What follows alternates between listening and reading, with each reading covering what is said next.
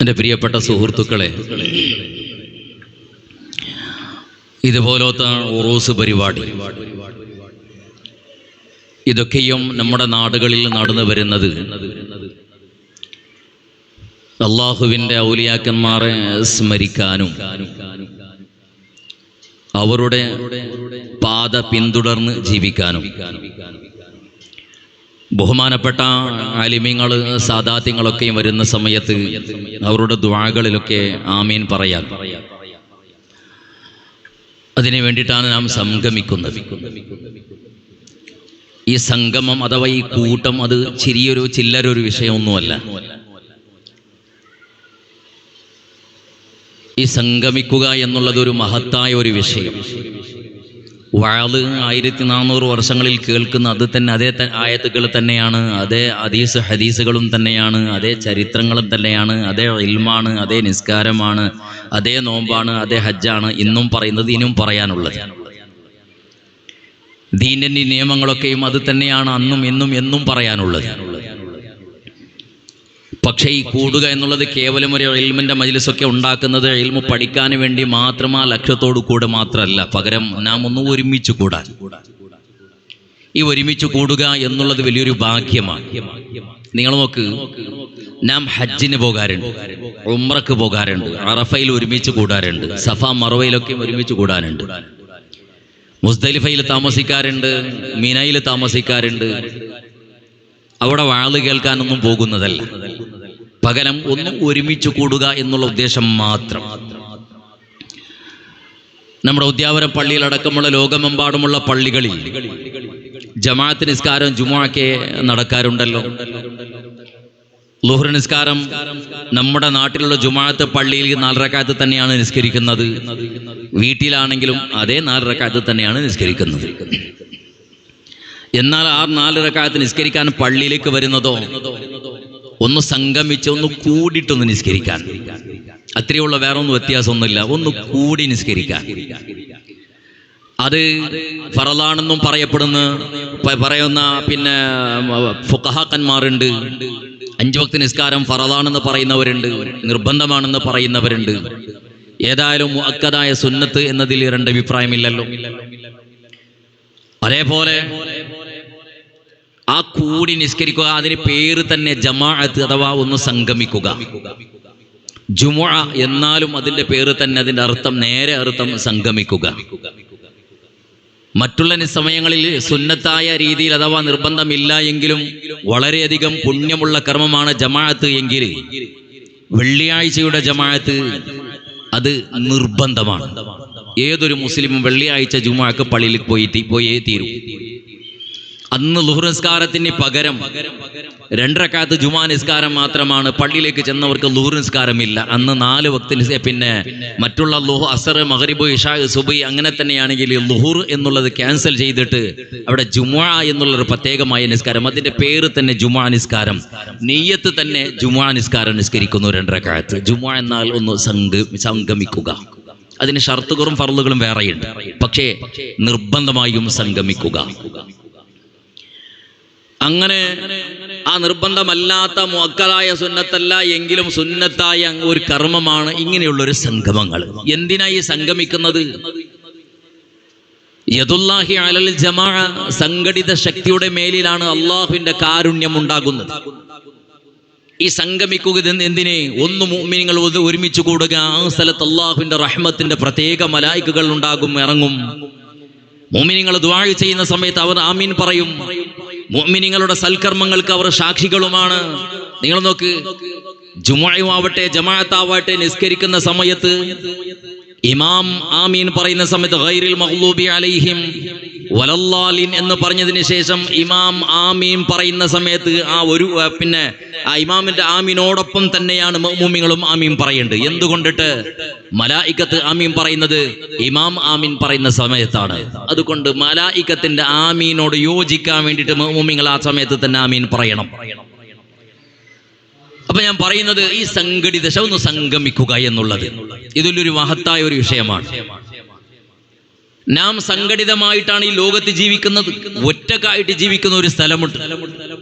ദുനിയാവിനെയും ആഖിറത്തിനെയും സംബന്ധിച്ച് നാം ഒറ്റക്കായി ഏകാന്തമായി ജീവിക്കുന്ന ഒരു സമയമേ ഉള്ളൂ. ദുനിയാവും ആഖിറും രണ്ടും കൂടിയാലും ഒരു സമയത്ത് മാത്രമാണ് നാം ഒറ്റക്കിരിക്കുന്നത്. മറ്റുള്ള എല്ലാ സമയങ്ങളിലും നാം സംഘടിതരാണ്. നമ്മോടൊപ്പം ആളുണ്ട്, നാം ആളോടൊപ്പമാണ്. ഉദാഹരണത്തിന് പറയട്ടെ, നാം നമ്മുടെ ഉമ്മയുടെ ഗർഭകോശത്തിന്റെ അകത്തായിരുന്ന സമയത്ത് നാം ഉമ്മയോടൊപ്പമായിരുന്നു. ഉമ്മയുടെ ഗർഭകോശത്തിൽ നിന്ന് പുറത്തു വന്നാൽ, അഥവാ ഉമ്മ നമുക്ക് ജന്മം നൽകിയാൽ, പിന്നെ നാം വീണ്ടും ആൾക്കാരോടൊപ്പം കൂടി. നമ്മുടെ കൂടെ ആള് പിന്നെയും കൂടി വന്നു. നാം നമ്മുടെ ഉപ്പയോടൊപ്പം അതല്ലെങ്കിൽ ജ്യേഷ്ഠനുജന്മാർ, കൂട്ടുകുടുംബക്കാർ, അയൽവാസികളോടൊപ്പം, അങ്ങനെ കുറെ സംഘടിത ശക്തികളോടൊപ്പമായി നാം. അതേപോലെ വളരുന്നവ, അതേപോലെ കളിക്കുന്ന സമയത്തും ആളോടൊപ്പമാണ് നാം, ജനങ്ങളോടൊപ്പമാണ്. സ്കൂളുകളിലും മദ്രസകളിലും പഠിക്കുന്ന സമയത്തും നാം ആളുകളോടൊപ്പമാണ്. അതേ രീതിയിൽ കല്യാണം കഴിക്കുമ്പോൾ വീണ്ടും ആള് കൂടി വന്നോ, നമ്മുടെ ഭാര്യ, പിന്നെ മക്കള്, അങ്ങനെ ആ രീതിയിൽ പേരമക്കള്.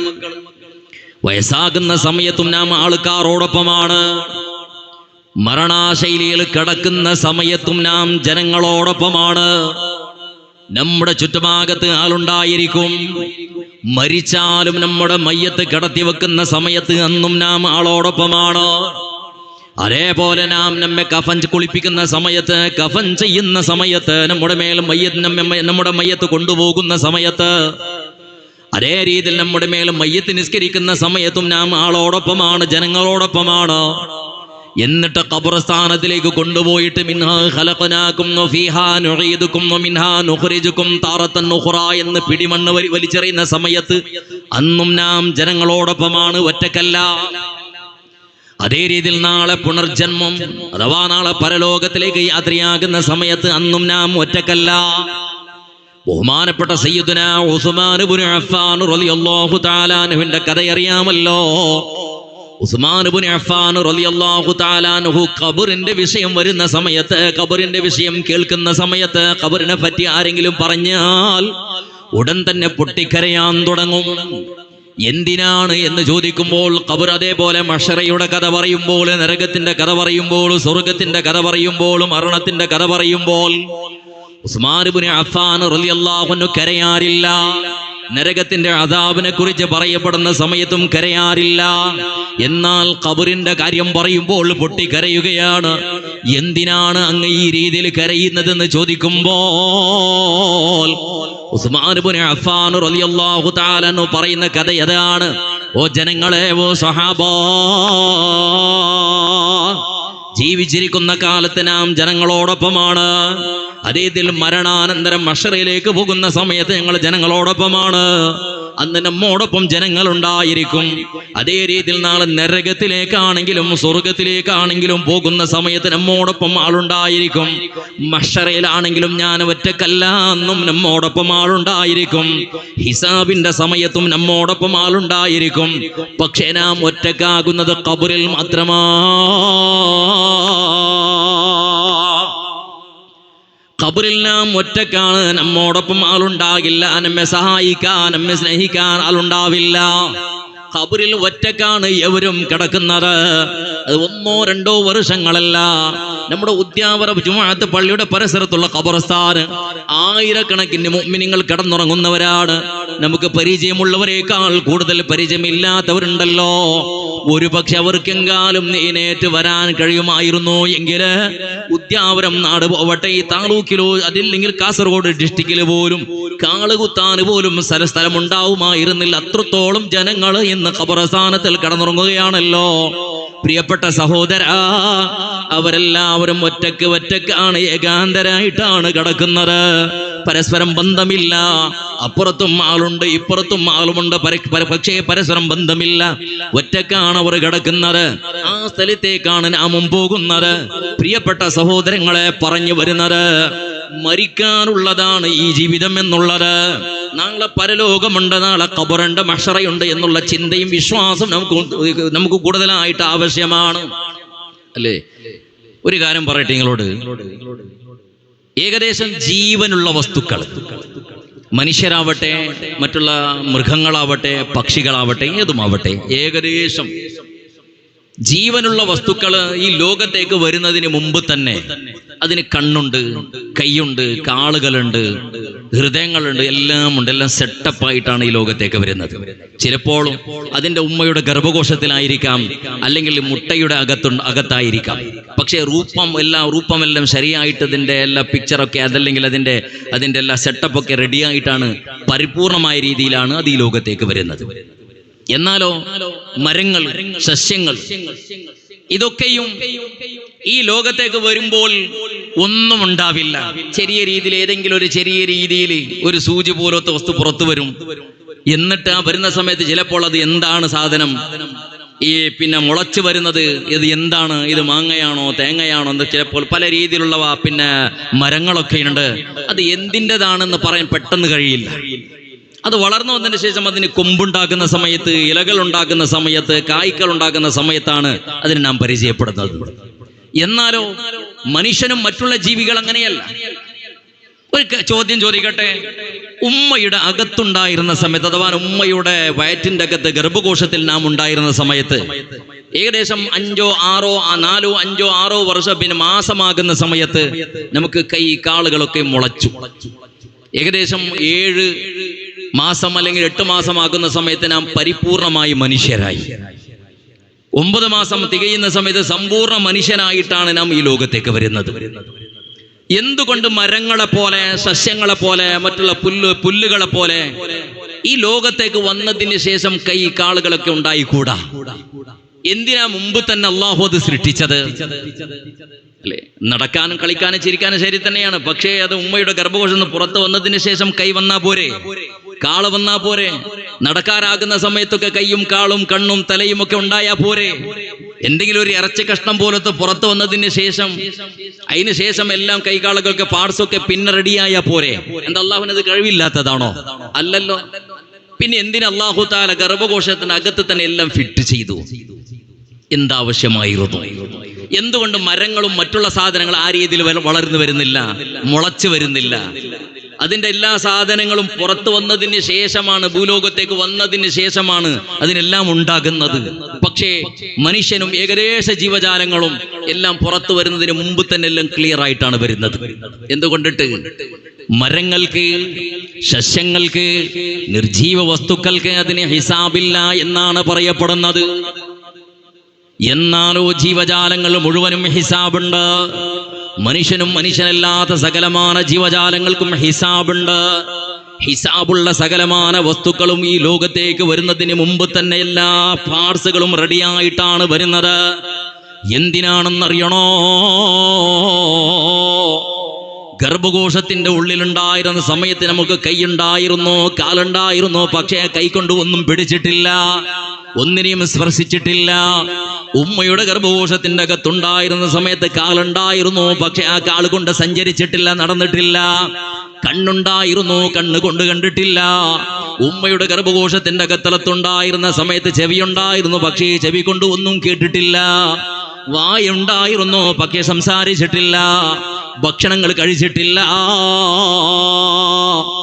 ഒന്നും ചെയ്തിട്ടില്ല. നിർജീവിയെ പോലെയായിരുന്നു കിടന്നുറങ്ങിയിരുന്നത്. എന്നാലോ ഉമ്മയുടെ ഗർഭകോശത്തിന്റെ അകത്ത് ഇതൊന്നും യൂസ് ഉണ്ടായിരുന്നില്ല, അല്ലെ? ഒന്നും ചലിച്ചിരുന്നില്ല, അതല്ലെങ്കിൽ ഒരു ഉപകാരം അതുകൊണ്ടുണ്ടായിരുന്നില്ല. എന്നാലോ ഉമ്മയുടെ ഗർഭകോശത്തുണ്ടായിരുന്ന സമയത്ത് ഈ കാലിന്റെയും കൈയിന്റെയും കണ്ണിന്റെയും തലയുടെയും ഒരാവശ്യം ഉണ്ടായിരുന്നില്ല. ആവശ്യമുണ്ടായിരുന്ന ഒരൊറ്റ വസ്തു മാത്രമാണ്, നമ്മുടെ ശരീരത്തിലുള്ള ഒരൊറ്റ വസ്തു മാത്രമാണ്. ഉമ്മയുടെ ഗർഭകോശത്തിന്റെ അകത്തുള്ളത്തുണ്ടായിരുന്ന സമയത്ത് ആവശ്യമുണ്ടായിരുന്നത് നമ്മുടെ ഈ പൊക്കിൽ, അല്ലെ? നമ്മുടെ പൊക്കിൾ എന്ന് പറയും നമ്മുടെ നാട്ടിലൊക്കെ. നമ്മുടെ ഈ പൊക്കിൽ, അത് മാത്രമാണ് ഉമ്മയുടെ ഗർഭകോശത്തുണ്ടായിരുന്ന സമയത്ത് നാം അത് ഉപയോഗിച്ചിരുന്നത്, നാം അത് യൂസ് ചെയ്തിരുന്നത്. അഥവാ നമ്മുടെ ഭക്ഷണങ്ങളും പാനീയങ്ങളും ശ്വാസങ്ങളും മുഴുവനും നമ്മുടെ ശരീരത്തിലേക്ക് കയറുന്നത് ഈ പൊക്കിളിന്റെ വയറിലൂടെ, പൈപ്പിലൂടെ. അത് ആവശ്യമുണ്ടായിരുന്നു. പക്ഷേ ഈ ലോകത്തേക്ക് വന്നതിന് ശേഷം ഒരു ആവശ്യമില്ലാത്ത ഒരു വസ്തു നമ്മുടെ ശരീരത്തിലുണ്ടെങ്കിൽ അത് ഈ പൊക്കിള് മാത്രം, അല്ല? ഇതുകൊണ്ട് ഒരു കാര്യമില്ല, ഒരു ഗുണവും ഇല്ല. ഔറത്തിന്റെ ഒരു പോയിന്റ് മാത്രം, അല്ലെ? മുട്ടിന്റെയും പൊക്കിളിന്റെ ഇടയിലുള്ള ഒരു സ്ഥലമാണെന്ന് ഒന്ന് പോയിന്റ് കാണിക്കാൻ വേണ്ടിയിട്ട് ഒരു പൊക്കിളി എന്നല്ലാതെ അതുകൊണ്ട് ഒരു കാര്യവും ഇല്ല. പണ്ടൊക്കെ ഈ പിന്നെ പേപ്പട്ടി, പിരാന്ത് നായി കടിച്ചാല് ഇഞ്ചക്ഷൻ കൊടുക്കുമായിരുന്നു ചുറ്റുപകത്ത്. ഇപ്പൊ അതിനും യൂസ് ആകുന്നില്ല. ഒരു പോയിന്റ്. അത് ഗർഭകോശത്തിന്റെ അകത്തുണ്ടായിരുന്ന സമയത്ത് ഉപകാരമുണ്ടായിരുന്നത് കൊണ്ടിട്ട് ഈ ലോകത്തേക്ക് വന്നതിന് ശേഷം അതുകൊണ്ടൊരു ഉപകാരവും ഇല്ല. എന്നാലോ എന്തിന് അല്ലാഹു തആലയുടെ അകത്ത് സൃഷ്ടിച്ചത്? പ്രിയപ്പെട്ട സഹോദര, ഇനി ഒരു ലോകത്തിലേക്ക് പോകാനുണ്ട്. ഉമ്മയുടെ ഗർഭകോശം എന്ന് പറയുന്ന ഒരു ലോകം. ചെറിയ സമയം അഥവാ ഏകദേശം 8-9 മാസം മാത്രം താമസിക്കുന്ന ചെറിയൊരു ഇടമാണ് ഉമ്മയുടെ ഗർഭകോശം, ഒരു ലോകം.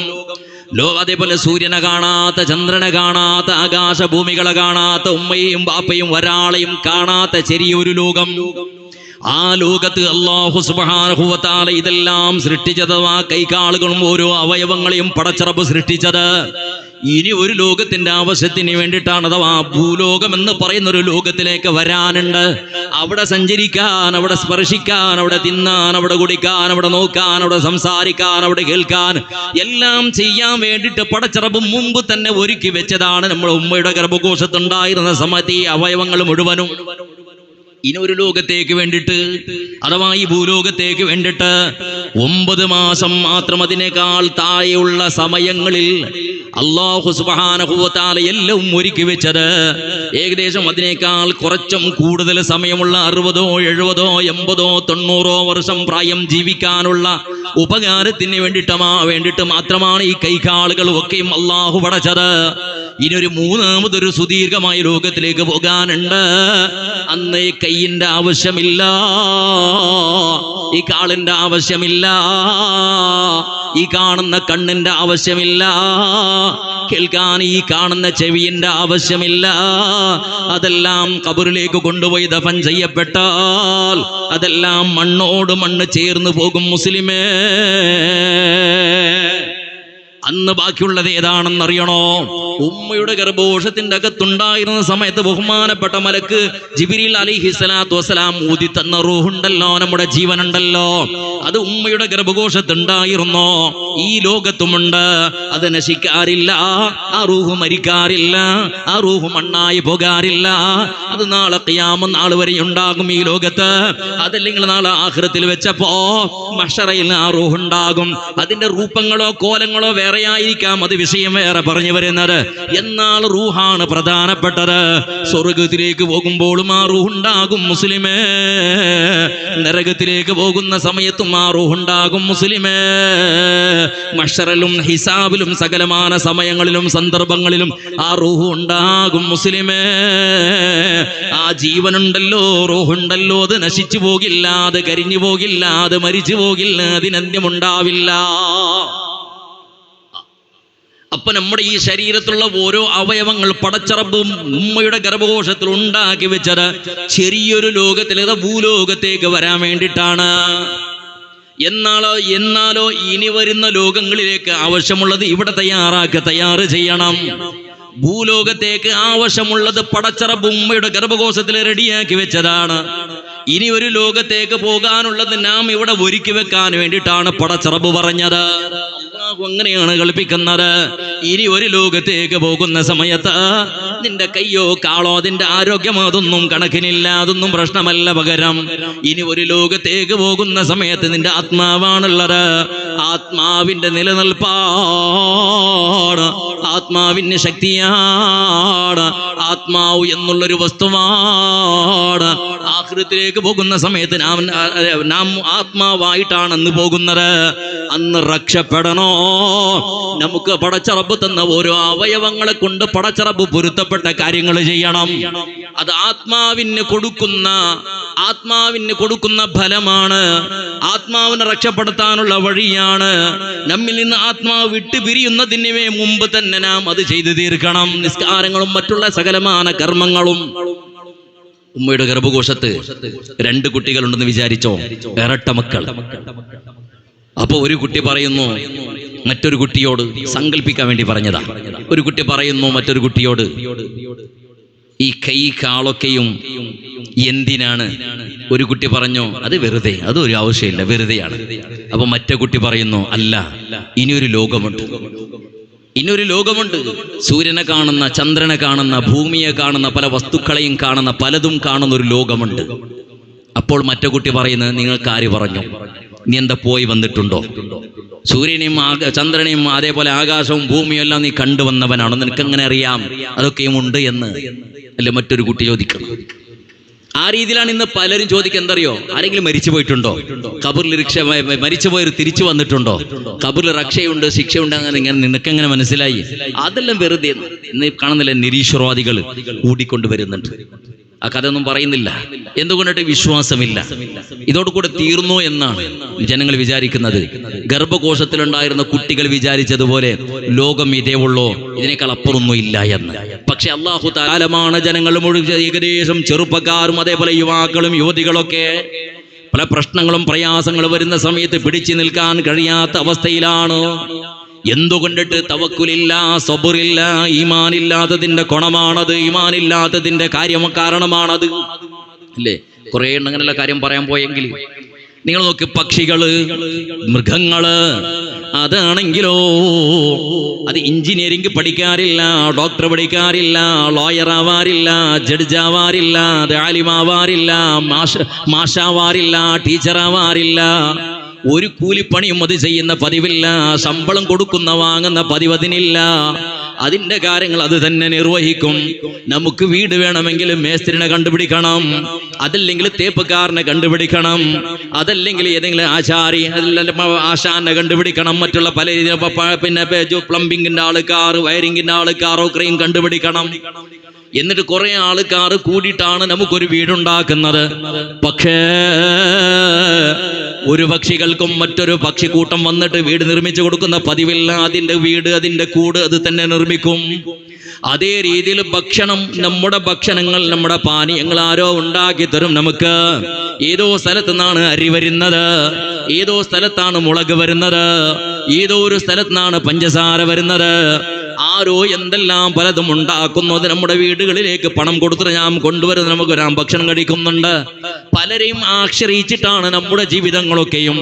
എന്നാൽ മനുഷ്യര് ഒരൊറ്റ പക്ഷിയും ജോലിക്ക് പോകുന്ന പതിവില്ല.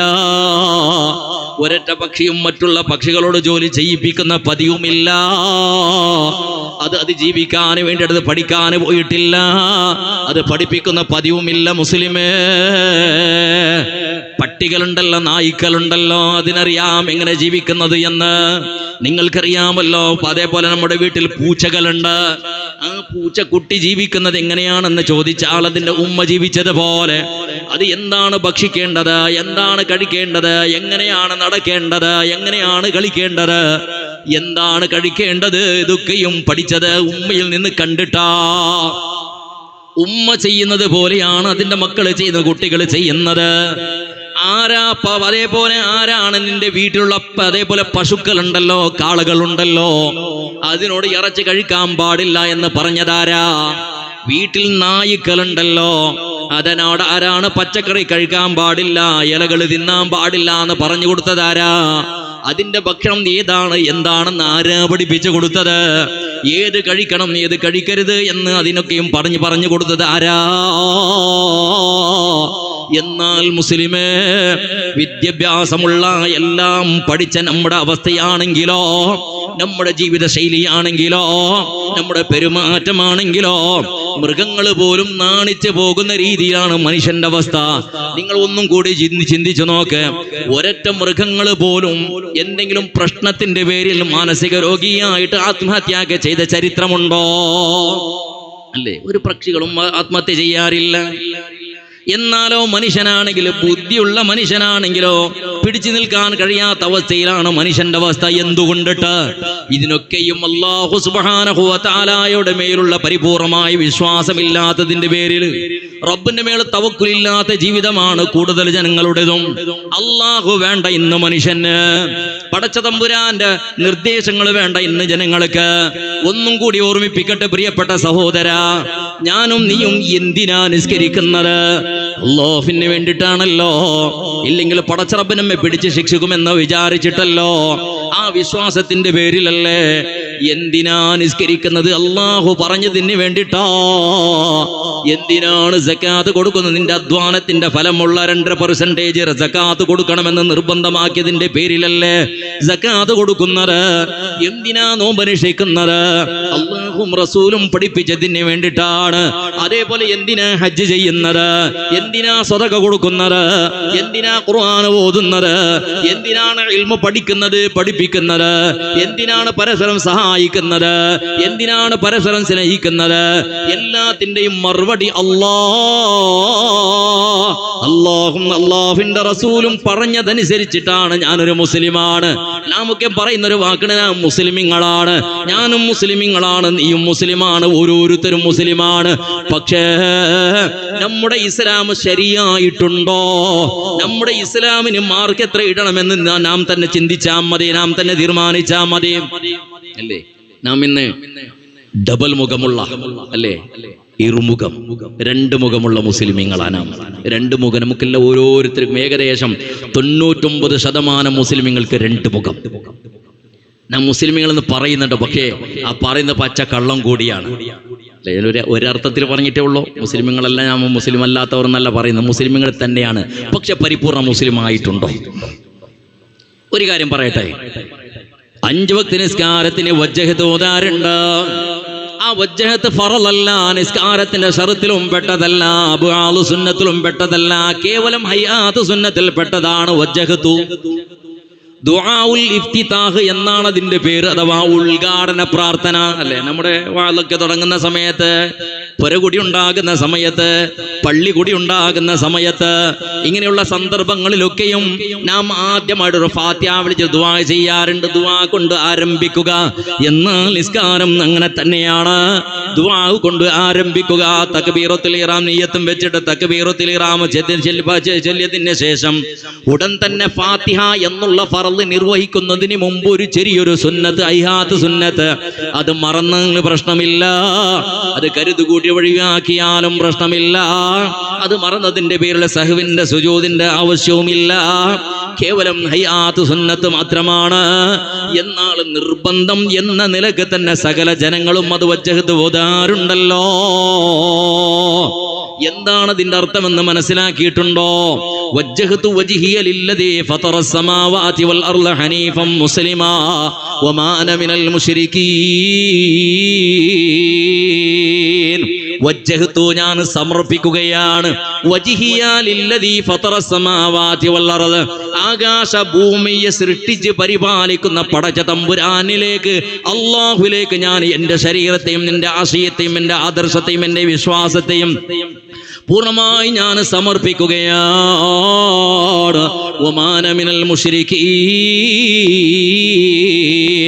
ഞാൻ മുശ്രിക്കീങ്ങളിൽ പെട്ടവനല്ല. ഇന്ന സ്വലാത്തി വനുസുകി, എൻ്റെ സകലമാന നിസ്കാരങ്ങളും എൻ്റെ സകലമാന സൽക്കർമ്മങ്ങൾ, വമഹിയായ വമമാതി, എൻ്റെ ജീവിതവും എൻ്റെ മരണവും ലില്ലാഹി റബ്ബിൽ ആലമീൻ, ലോകത്തിനെ നിയന്ത്രിക്കുന്ന അല്ലാഹുവിനാണ്. ലാ ശരീക ലഹു വബിദാലിക ഉമിർതു വഅന മിനൽ മുസ്ലിമീൻ. ഈ സിദ്ധാന്തം എനിക്ക് കൽപ്പിക്കപ്പെട്ടതാണ്. അല്ലാഹു സുബ്ഹാനഹു വ തആല ഏകനാണ്, ഞാൻ മുസ്ലിമീങ്ങളിൽ പെട്ടവനാണ്. അവിടൊക്കെ പറയുന്നത് വഅന മുസ്ലിം എന്നല്ല, അഥവാ ഞാൻ മുസ്ലിമാണ് റബ്ബേ എന്നല്ല പറയുന്നത്. പകരം അവിടെ പറയുന്നത് വഅന മിനൽ മുസ്ലിമീൻ, ഞാൻ മുസ്ലിമീങ്ങളുടെ കൂട്ടത്തിൽപ്പെട്ടവനാണ്. അല്ലെ, കൂട്ടം എന്നുള്ളത് വല്ലാത്ത വിഷയം. ഞാൻ ആദ്യം പറഞ്ഞത്, സൂചിപ്പിച്ചത് വല്ലാത്തൊരു വിഷയം. ഈ കൂടുക, കൂട്ടം, ഈ സംഘടിത ശക്തി എന്ന് പറയുന്നത് പോട്ടെ. പറയുന്നത് എന്താ? ഞാൻ മുസ്ലിമീങ്ങളിൽ പെട്ടവനാണ്, എന്റെ ജീവിതവും മരണവും അല്ലാഹുവിനാണ്. അങ്ങനെയല്ല, അല്ലാഹുവിനോട് ചെയ്യുന്ന സത്യപ്രതിജ്ഞയാണത്. അള്ളാഹുവിനോട് ചെയ്യുന്ന സത്യപ്രതിജ്ഞയാണത്. അള്ളാഹു, ഞാൻ എല്ലാം നിന്നിലേക്ക് സമർപ്പിക്കുന്നു. എന്താ അതിന്റെ അർത്ഥം? എന്റെ ജീവിതം, എന്റെ ജീവിതത്തിൽ ഞാൻ ചെയ്യുന്ന സകലമാന പ്രവർത്തനങ്ങൾ നിനക്കുള്ളതാണ് തമ്പുരാനെ. അങ്ങനെയല്ലേ പള്ളിയിൽ ചെന്നാലും വീട്ടിൽ ചെന്നാലും വജ്ഹത്ത് ഓതുന്നത്. പ്രിയപ്പെട്ട സഹോദരാ, നാം യഥാർത്ഥ മുസ്ലിമീങ്ങളായിട്ടുണ്ടോ? നാം യഥാർത്ഥ മുസ്ലിമീങ്ങളായിട്ടുണ്ടോ? നാം പള്ളിയിലേക്ക് ചെന്ന് നിസ്കരിക്കുന്ന സമയത്ത് നാം മുസ്ലിമാണ്. ഹജ്ജിനും ഉംറക്കും പോകുന്ന സമയത്ത് നാം മുസ്ലിമീങ്ങളാണ്. സകാത്ത് കൊടുക്കുന്ന സമയത്ത് നാം മുസ്ലിമീങ്ങളാണ്. സ്വതക കൊടുക്കുന്ന സമയത്തും മറ്റുള്ള സകലമാന ഏകദേശം സന്ദർഭങ്ങളിൽ അഥവാ മയ്യത്ത് നിസ്കാരം, അന്ത്യക്രിയകൾ ഇതൊക്കെ നടത്തുന്ന സമയത്ത് ഞങ്ങൾ മുസ്ലിമീങ്ങളാണ്. നിക്കാഹിന്റെ സമയത്ത് നിസ്കാഹിന്റെ വാചകം പറയുന്ന സമയത്ത് നാം മുസ്ലിമീങ്ങളാണ്. എന്നാലോ പള്ളിയിലേക്ക് കയറിയിട്ട് ടൊപ്പിയും വെച്ചിട്ട് ടവളും കെട്ടിയിട്ട് ഔറത്ത് മറച്ചിട്ട് നല്ല രീതിയിൽ പള്ളിയിലേക്ക് കയറിയ സമയത്ത് നാം മുസ്ലിമീങ്ങളാണ്. പള്ളിയിൽ നിന്ന് ഇറങ്ങുന്ന സമയത്തും നാം മുസ്ലിമീങ്ങളാണ്. ഹജ്ജിന് പോകുന്ന സമയത്ത് വരുന്നത് വരെ മുസ്ലിമീങ്ങളാണ്. സകാത്ത് കൊടുക്കുന്ന സമയത്ത് മുസ്ലിമീങ്ങളാണ്. എന്നാൽ പള്ളിയിൽ നിന്ന് പുറത്തിറങ്ങിയാൽ തലയിലുള്ള തലക്കെട്ടോ അതല്ലെങ്കിൽ ടൊപ്പിയോ അതല്ലെങ്കിൽ തലയിലുള്ള അതേ രീതിയിലുള്ള ടവളോ എന്തെങ്കിലും എടുത്തിട്ട് അത് പോക്കറ്റിലേക്ക് തള്ളിവെച്ചതിന് ശേഷം, പ്രിയപ്പെട്ട സഹോദരാ, ഞങ്ങൾ റബ്ബിനോട് പറഞ്ഞതെന്താ? എന്റെ ഹയാത്തും മൗത്തും നിനക്കാണ് അല്ലാ, എന്റെ സകലമാന വിഷയങ്ങളും നിന്നിലേക്ക് സമർപ്പിക്കുന്നു അല്ലാ എന്നല്ല മുസ്ലിമേ റബ്ബിന്റെ അരികിൽ ഖുളൂം എടുത്തിട്ട് കയ്യും കെട്ടിയിട്ട് ഖിബലയുടെ ഭാഗത്തേക്ക് തിരിഞ്ഞിട്ട് അല്ലാഹുവിനോട് സത്യപ്രതിജ്ഞ ചെയ്തത്. എന്നിട്ട് പള്ളിയിൽ നിന്ന് പുറത്തിറങ്ങിയതിന് ശേഷം നിനക്കും അഥവാ നമുക്കും നമ്മുടെ പ്രവർത്തനങ്ങൾക്കും ഇസ്ലാമിന് എന്തെങ്കിലും ബന്ധമുണ്ടോ? ചോദിക്കട്ടെ. പലിശ ഹറാമാണ്, അഥവാ നമ്മുടെ ഭാഷയിൽ ബഡ്ഡി ഉണ്ടല്ലോ, അത് ഹറാമാണ്. കൊടുക്കലും എടുക്കലും സാക്ഷി നിൽക്കലും എഴുതലും മുഴുവനും ഹറാമാണ്. എന്നാൽ അതേ നിസ്കരിക്കുന്ന മനുഷ്യൻ പലിശ ഇടപാട് നടത്താറില്ലേ? ഗീബത്ത് ഹറാമാണ്, നമീമത്ത് ഹറാമാണ്, ഫിത്ന ഹറാമാണ്, ഫസാദ് ഹറാമാണ്, കള്ളം പറയൽ ഹറാമാണ്, മോഷ്ടിക്കൽ ഹറാമാണ്, മാതാപിതാക്കളെ വെറുപ്പിക്കൽ ഹറാമാണ്, കുടുംബത്തിൽ പരസ്പരം കത്തരി വെക്കുന്നതുണ്ട്, പതിവുണ്ടത് ഹറാമാണ്. ഇങ്ങനെയുള്ള പല ഹറാമുകളും അതെല്ലാം നമ്മുടെ ജീവിതത്തിൽ പതിവായി നാം ചെയ്യുന്നില്ലേ? നാം പതിവായി എന്നോ ഒരു പ്രാവശ്യം വന്നു പോകുന്നതല്ല, പകരം പതിവായി നാം ചെയ്യുന്നില്ലേ? നമ്മുടെ കണ്ണുകൊണ്ട് കാണുന്ന ഹറാമിയത്തുകൾ എത്രയാ, നാവ് കൊണ്ട് ഉരിയാടുന്ന ഹറാമിയത്ത് എത്രയാ, ചെവികൾ കണ്ടു കേൾക്കുന്ന ഹറാമിയത്ത് എത്രയാ മുസ്ലിമേ? അതെല്ലാം അല്ലാഹുവിന് വേണ്ടിയിട്ടാണോ? നീ റബ്ബിനോട് പറഞ്ഞത് പടച്ച റബ്ബിന്റെ ജീവിതവും മരണവും നിനക്കാണ് റബ്ബേ എന്നല്ല റബ്ബിനോട് പറഞ്ഞത്. അത് സത്യമാണോ മുസ്ലിമേ? അത് സത്യമാണെങ്കിൽ നീ ജീവിതത്തിൽ പലിശ ഇടപാട് നടത്തുമോ? നീ കഞ്ചാവിന്റെ അടിമയാകുമോ? നീ കള്ളു കുടിക്കുമോ? നീ വ്യഭിചരിക്കുമോ? മറ്റുള്ള ഹറാമിയത്ത് നീ ചെയ്യുമോ?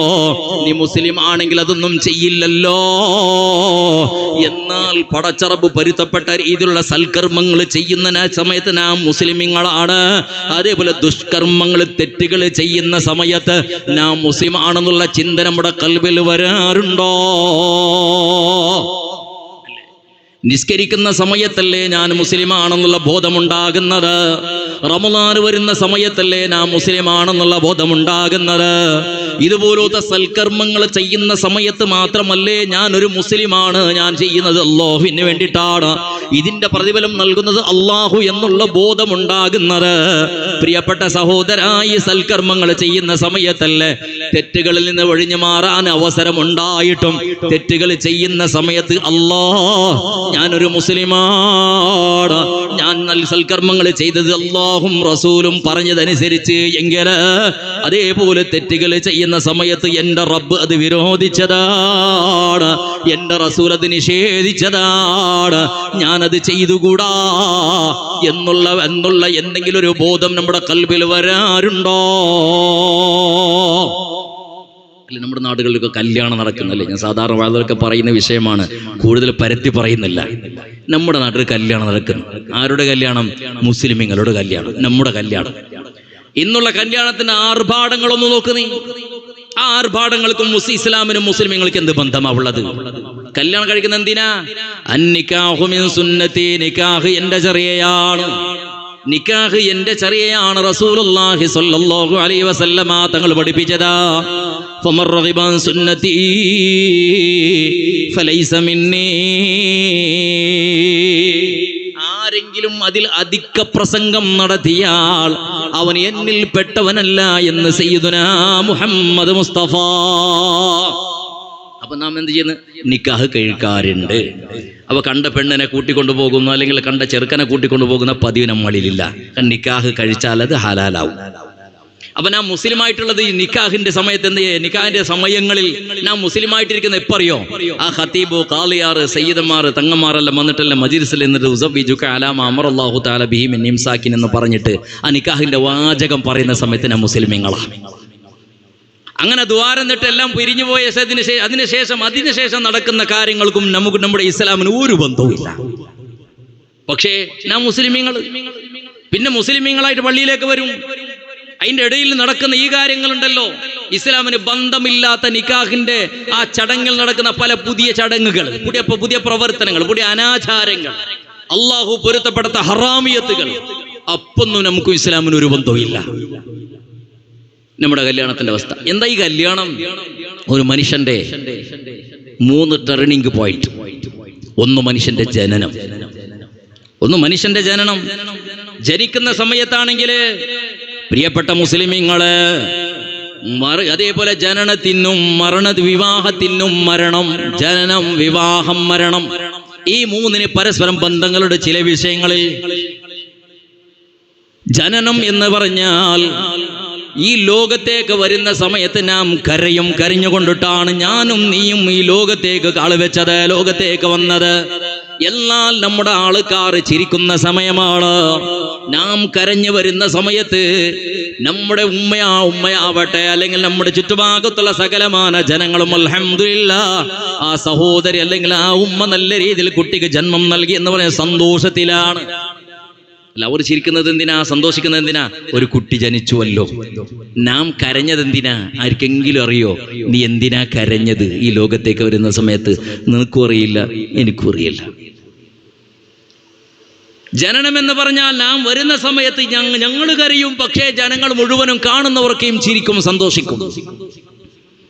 വിവാഹമെന്ന് പറഞ്ഞാൽ നാമും സന്തോഷിക്കും, വിവാഹിതരാകുന്നവർ സന്തോഷിക്കും, കൂടിയവരും സന്തോഷിക്കും. മരണമെന്ന് പറഞ്ഞാൽ നാം സന്തോഷിച്ചിട്ടാണ് പോകേണ്ടത്. ചുറ്റുഭാഗത്തുള്ള ജനങ്ങൾ മുഴുവനും കരയുന്ന സമയത്ത്, ജനിക്കുന്ന സമയത്ത് നാം കരഞ്ഞിരുന്നു, ചുറ്റുഭാഗത്തുള്ളവർ ചിരിച്ചിരുന്നു. കല്യാണ സമയത്ത് നാമും ചിരിച്ചു, നമ്മോടൊപ്പം ആളുകളും ചിരിച്ചിരുന്നു. അതേ രീതിയിൽ മരിക്കുന്ന സമയത്ത് മുസ്ലിമേ നാം ചിരിച്ചുകൊണ്ടാണ് പോകേണ്ടത്. ഭാര്യ കരയുമ്പോൾ, മക്കൾ കരയുമ്പോൾ, കുടുംബക്കാർ കരയുമ്പോൾ, ചുറ്റുഭാഗത്തുള്ളവർ മുഴുവനും പൊട്ടിക്കരയുന്ന സമയത്ത് അതൊന്നും ചെവി കേൾക്കാതെ, ചെവി കോർക്കാതെ മുസ്ലിമേ നാം ചിരിച്ചുകൊണ്ടാണ് പോകേണ്ടത് ഈ ലോകത്തിൽ നിന്ന്. എന്നാൽ ചോദിക്കട്ടെ, നമുക്കങ്ങനെ ഈ ലോകത്തിൽ നിന്ന് വിട്ട് പൊരിഞ്ഞു പോകാൻ കഴിയുമോ?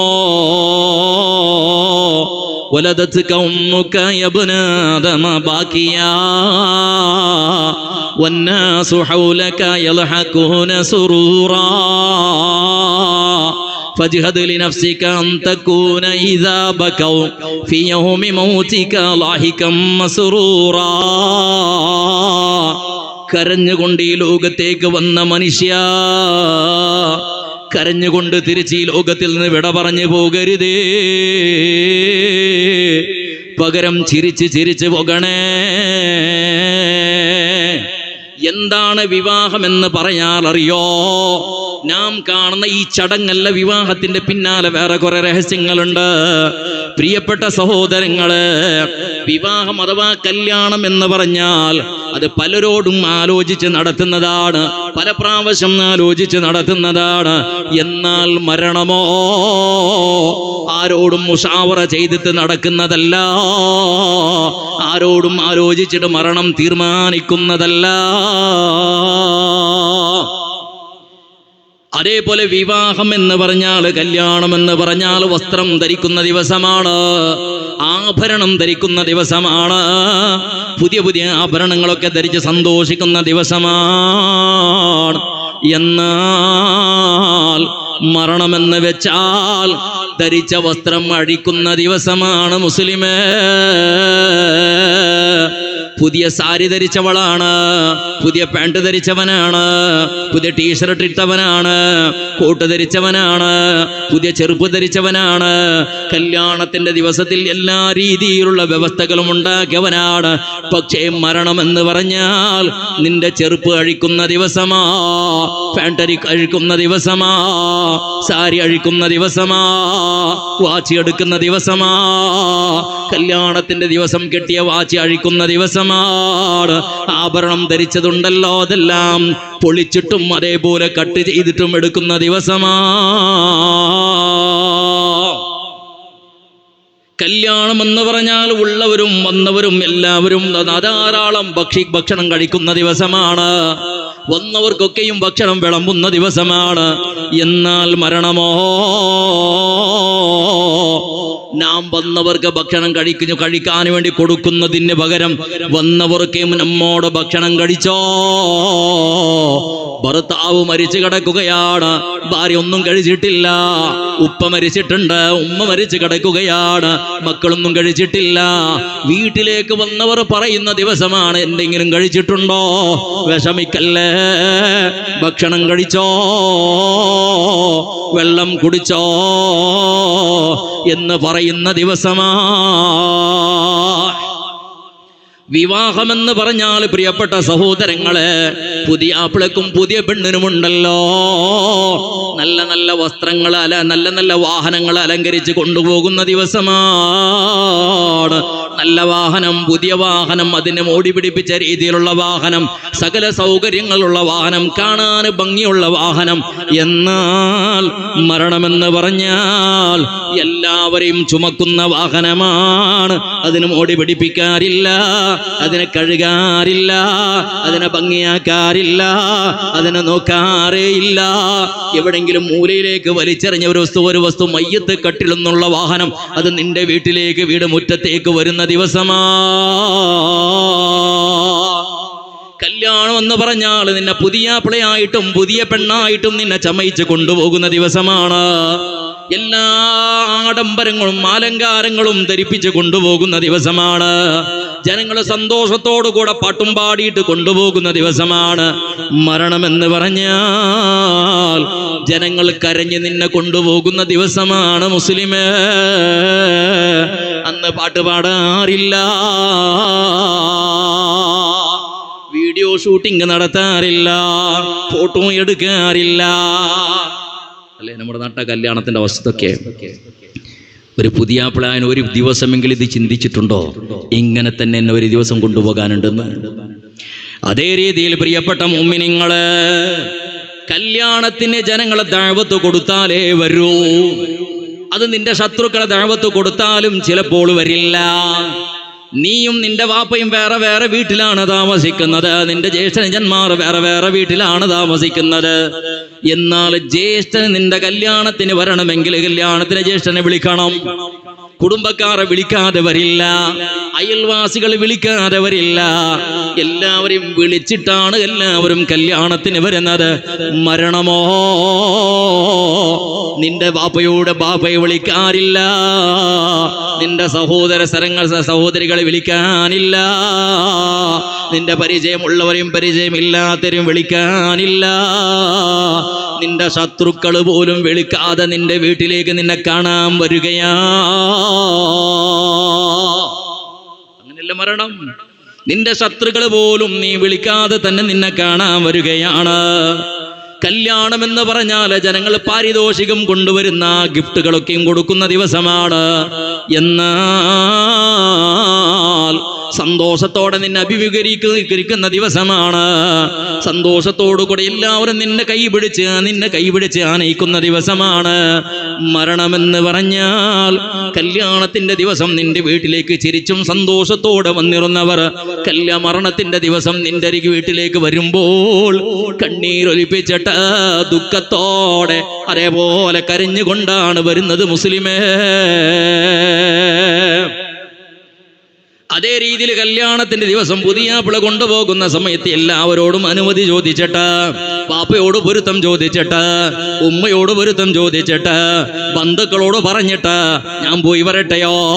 പെണ്ണിനെ അയച്ചു കൊടുക്കുന്ന സമയത്തും പലരോടും ചോദിച്ചിട്ട്, പലരോടും അതേപോലെ പൊരുത്തം ചോദിച്ചിട്ട് അനുമതിയോടുകൂടിയാണ് പോകുന്നത്. എന്നാൽ മരണമോ, മയ്യത്ത് കൊണ്ടുപോകുന്ന സമയത്ത് ഭാര്യയോട് ചോദിക്കാറില്ല, മക്കളോട് ചോദിക്കാറില്ല, കുടുംബക്കാരോട് ചോദിക്കാറില്ല, ഉസ്താദിനോട് ചോദിക്കാറില്ല, ഒരാളോടും പൊരുത്തം ചോദിക്കാനില്ല, ആരോടും പറയാനില്ല. മുസ്ലിമേ,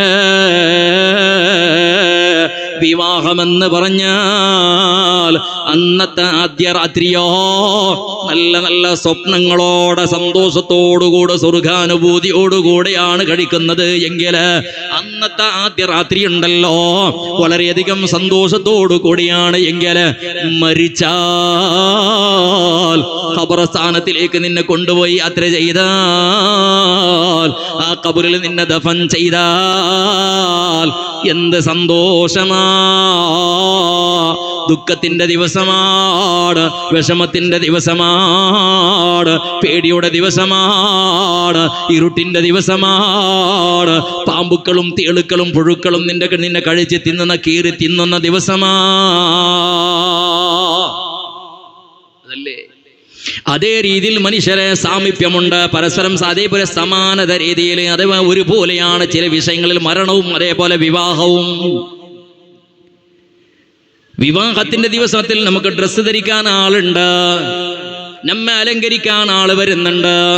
പുതിയാപ്പിളക്ക് പാട്ട് ധരിക്കാൻ, ഷർട്ട് ധരിക്കാൻ, ടൈ കെട്ടാൻ, കോട്ടിടാൻ, ചെരുപ്പിടാൻ ധരിക്കാൻ, ഷൂ ധരിപ്പിക്കാൻ ആളുണ്ട്. മുസ്ലിം അവനെ റെഡിയാക്കാൻ ആളുണ്ട്, സ്നേഹിതന്മാരുണ്ട്, കുടുംബക്കാരുണ്ട്. പെണ്ണിനെയാണെങ്കിലും അതേ രീതിയിൽ പലരും വരുന്ന മൊയിലാഞ്ചി വെക്കുന്ന ആൾക്കാർ, മെഹന്തി വെക്കുന്ന ആൾക്കാർ വേറെ, മേക്കപ്പ് ചെയ്യുന്ന ആൾക്കാർ വേറെ, വസ്ത്രം ധരിപ്പിക്കുന്ന ആൾക്കാർ വേറെ, പല രീതിയിലുമുള്ള ഒരുക്കി വെക്കാൻ ആളുണ്ട്. മരണം അങ്ങനെ തന്നെയാണ്. മരിച്ചാലും നിന്നെ റെഡിയാക്കാൻ ആള് വരും. മുസ്ലിമേ, നിന്നെ കഫൻ ചെയ്യാൻ, നിന്നൊന്ന് റെഡിയാക്കി അയച്ചു കൊടുക്കാൻ അന്നും ആളുണ്ട് മോനെ. വിവാഹത്തിന്റെ ദിവസം നിന്നാരും പേര് വിളിക്കാറില്ല, കല്യാണത്തിന്റെ ദിവസം ആരും നിന്റെ പേര് പറയാറില്ല. അഹമ്മദ് വന്നിട്ടുണ്ടോ, അബ്ദുൽ ഖാദർ വന്നിട്ടുണ്ടോ, സഫിയ പോയിട്ടുണ്ടോ, അങ്ങനൊന്നും പറയാറില്ല. പുതിയാപ്പിള റെഡിയാണോ, പുതിയാപ്പിള തയ്യാറായിട്ടുണ്ടോ, പുതിയാപ്പിള ഒരുങ്ങിയിട്ടുണ്ടോ, പുതിയാപ്പിള പോകുന്നത് എത്ര മണിക്കാണ്, അങ്ങനെ കല്യാണത്തിന്റെ ദിവസം നിന്റെ പേര് മാറി, നീ പുതിയാപ്പിളയാണ്. അന്ന് നീ അബ്ദുറഹ്മാനും അബ്ദുൽ ഖാദിർ അല്ല. മരണം അങ്ങനെ തന്നെയാണ്. മരിച്ചാൽ മയ്യത്ത് കൊണ്ടുപോയിട്ടുണ്ടോ, മയ്യത്ത് ദഫൻ ചെയ്തിട്ടുണ്ടോ, മയ്യത്ത് കുളിപ്പിച്ചിട്ടുണ്ടോ, മയ്യത്ത് കഫൻ ചെയ്തിട്ടുണ്ടോ, പേരിനും വ്യത്യാസമില്ല. മുസ്ലിമേ, രണ്ട് സമയങ്ങളും നിന്റെ ഒറിജിനൽ പേര് വിളിക്കാറില്ല. നിന്റെ വിവാഹ സന്ദർഭത്തിൽ നിന്റെ വീട് മുറ്റത്ത് പന്തലുണ്ടാകും, ചെയറുകൾ ഉണ്ടാകും, ഇരിക്കാനുള്ള സൗകര്യങ്ങൾ ഉണ്ടാകും. മരിച്ചാലും അങ്ങനെ തന്നെയാണ്. വന്ന ആൾക്കാർക്ക് ഇരിക്കാനുള്ള സൗകര്യങ്ങൾ ഒരുക്കി വെക്കും. അതേപോലെ നിന്റെ കല്യാണത്തിന്റെ ദിവസത്തിൽ പലരും വന്ന് നിനക്ക് ഗിഫ്റ്റ് തരാറുണ്ട്. മരിച്ചാലും നിന്റെ വീട്ടിലേക്ക് വന്ന് നിനക്ക് ഖുർആൻ ഓതി ഹദിയ ചെയ്യും.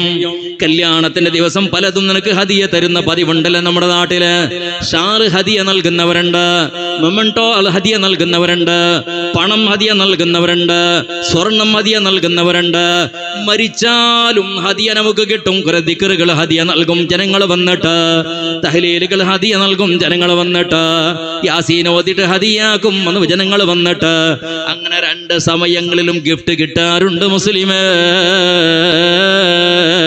അതേ രീതിയിൽ കല്യാണത്തിന്റെ ദിവസമോ പല രീതിയിലുള്ള സെന്റും സ്പ്രേയും പെർഫ്യൂം അടിക്കാറുണ്ടല്ലോ, സുഗന്ധം പൂശാറുണ്ടല്ലോ. മയ്യത്തും അങ്ങനെ തന്നെയാണ്. അന്നും സുഗന്ധം പുരട്ടും മുസ്ലിമേ. അതേ രീതിയിൽ ജനങ്ങള് കല്യാണത്തിന്റെ ദിവസത്തിൽ പുതിയ വസ്ത്രമാണ് ധരിക്കുന്നത്, എന്നാൽ മരിച്ചാലും പുതിയ കഫൻ പുടവയാണ് ധരിക്കുന്നത്. അതേപോലെ കല്യാണത്തിന്റെ ദിവസം ഉസ്താദുമാർ വരും, നിക്കാഹിന്റെ ചടങ്ങ് നിർവഹിക്കും, എന്നിട്ട് അവസാനമായിട്ടൊരു ദുആ ചെയ്യും. അല്ലെങ്കിൽ വീട്ടിൽ നിന്ന് പുതിയ ആപ്പിള പോകുന്ന സമയത്ത് ഹാളിലേക്കോ അല്ലെങ്കിൽ പുതിയ പെണ്ണിന്റെ വീട്ടിലേക്കോ പോകുന്ന സമയത്ത് പടച്ചവനെ വീട്ടിൽ വെച്ച് ഫാത്തിഹ വിളിച്ച് ദുആ ചെയ്യാറുണ്ട്. മരിച്ചാലും അങ്ങനെ തന്നെയാണ്. ജനങ്ങൾ നിന്റെ വീട്ടിലേക്ക് വരും, എന്നിട്ട് മയ്യത്ത് കുളിപ്പിച്ച് റെഡിയാക്കിയതിന് ശേഷം അതാ ഒരു ഫാത്തിഹ ഓതി ദുആ ചെയ്യുന്ന പതിവുണ്ടല്ലോ.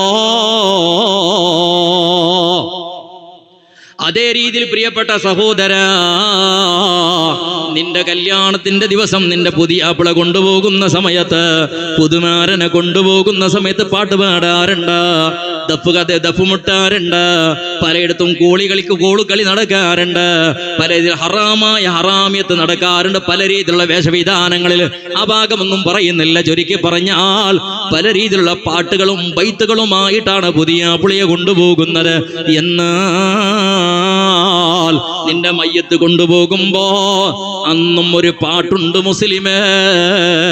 ആദം നബി അലൈഹിസ്സലാത്തു വസ്സലാം തുടങ്ങി വെച്ച പാട്ട്, അത് റസൂലുള്ളാഹി സ്വല്ലല്ലാഹു അലൈഹി വസല്ലമ തങ്ങളടക്കമുള്ള സകല അനബിയാക്കന്മാർ പഠിപ്പിച്ച പാട്ട്, അത് ഇന്നും പാടുന്ന പാട്ട്, അത് ഖിയാമത്ത് നാൾ വരെ പാടാനുള്ള പാട്ട്, അത് ലാ ഇലാഹ ഇല്ലല്ലാഹ് ലാ ഇലാഹ ഇല്ലല്ലാഹ്.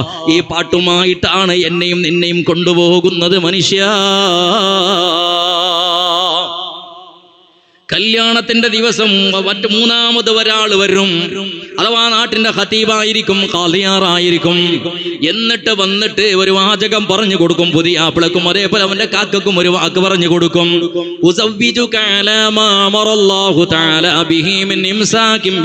ആണെങ്കിലും മരിച്ചാലും നിന്നെ കൊണ്ടുപോയിട്ട് ദഫൻ ചെയ്ത ഉടനെ തന്നെ 3 പിടി മണ്ണ് വാരി എറിഞ്ഞതിന് ശേഷം മീസാന് കല്ലൊക്കെയും കുത്തിവെച്ചതിന് ശേഷം من ربك ومن نبيك وما دينك وما قبلتك ومن إخوانك.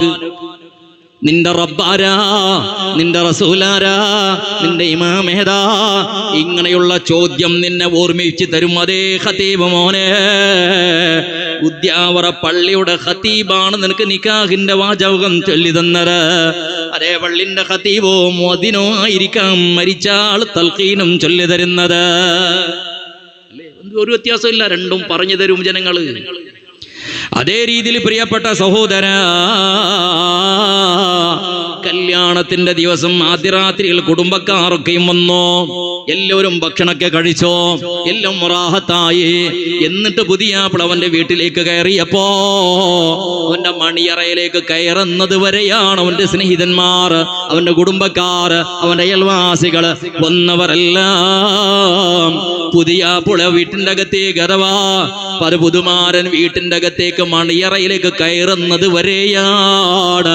മണിയറയിലേക്ക് കയറിയാൽ അവന്റെ കുടുംബക്കാരും അയൽവാസികളും മുഴുവനും വിട്ടു പിരിയുന്നതാണ്. ഞാനും നീയും മരിച്ചാൽ തൽക്കീനൊക്കെ ഓതിക്കഴിഞ്ഞതിന് ശേഷം അവസാനമായിട്ട് അസ്സലാമു അലൈക്കും ദാറ ഖൗമിൻ മുഅ്മിനീൻ വ ഇന്നാ ഇൻഷാ അല്ലാഹു ബികും ലാഹിഖൂൻ. അന്നും നിന്റെ കുടുംബക്കാർ, നിന്റെ ഉടയവർ, നിന്റെ ഉറ്റവര്, നിന്റെ മക്കള്, നിന്റെ അയൽവാസികൾ, നിന്റെ സ്നേഹിതന്മാർ, നിന്നോടൊപ്പം ഉണ്ടായിരുന്നവർ 6 അടി മണ്ണിലേക്ക് നിന്നെ താഴ്ത്തി വെച്ചതിന് ശേഷം സലാമ് ചൊല്ലി മുഴുവനും ജനങ്ങളും വിട്ടുപിരിഞ്ഞു പോകുന്ന ഒരു ദിവസമാണ് മുസ്ലിമേ. അല്ലേ? കല്യാണത്തിനേ ഉള്ളൂ. ഇതെല്ലാം ഓർമ്മിക്കാൻ വേണ്ടിയിട്ടാണ് കല്യാണം. ഈ കല്യാണത്തിന്റെ ദിവസം നമുക്കത് ഓർമ്മ ഉണ്ടാവണം. അങ്ങനെ ഓർമ്മയുണ്ടായാൽ കല്യാണ ദിവസത്തിലുള്ള അള്ളാഹു പൊരുത്തപ്പെടാത്ത ആഡംബരങ്ങള്, അനാചാരങ്ങൾ ഒരു മുസ്ലിമും ചെയ്യില്ല.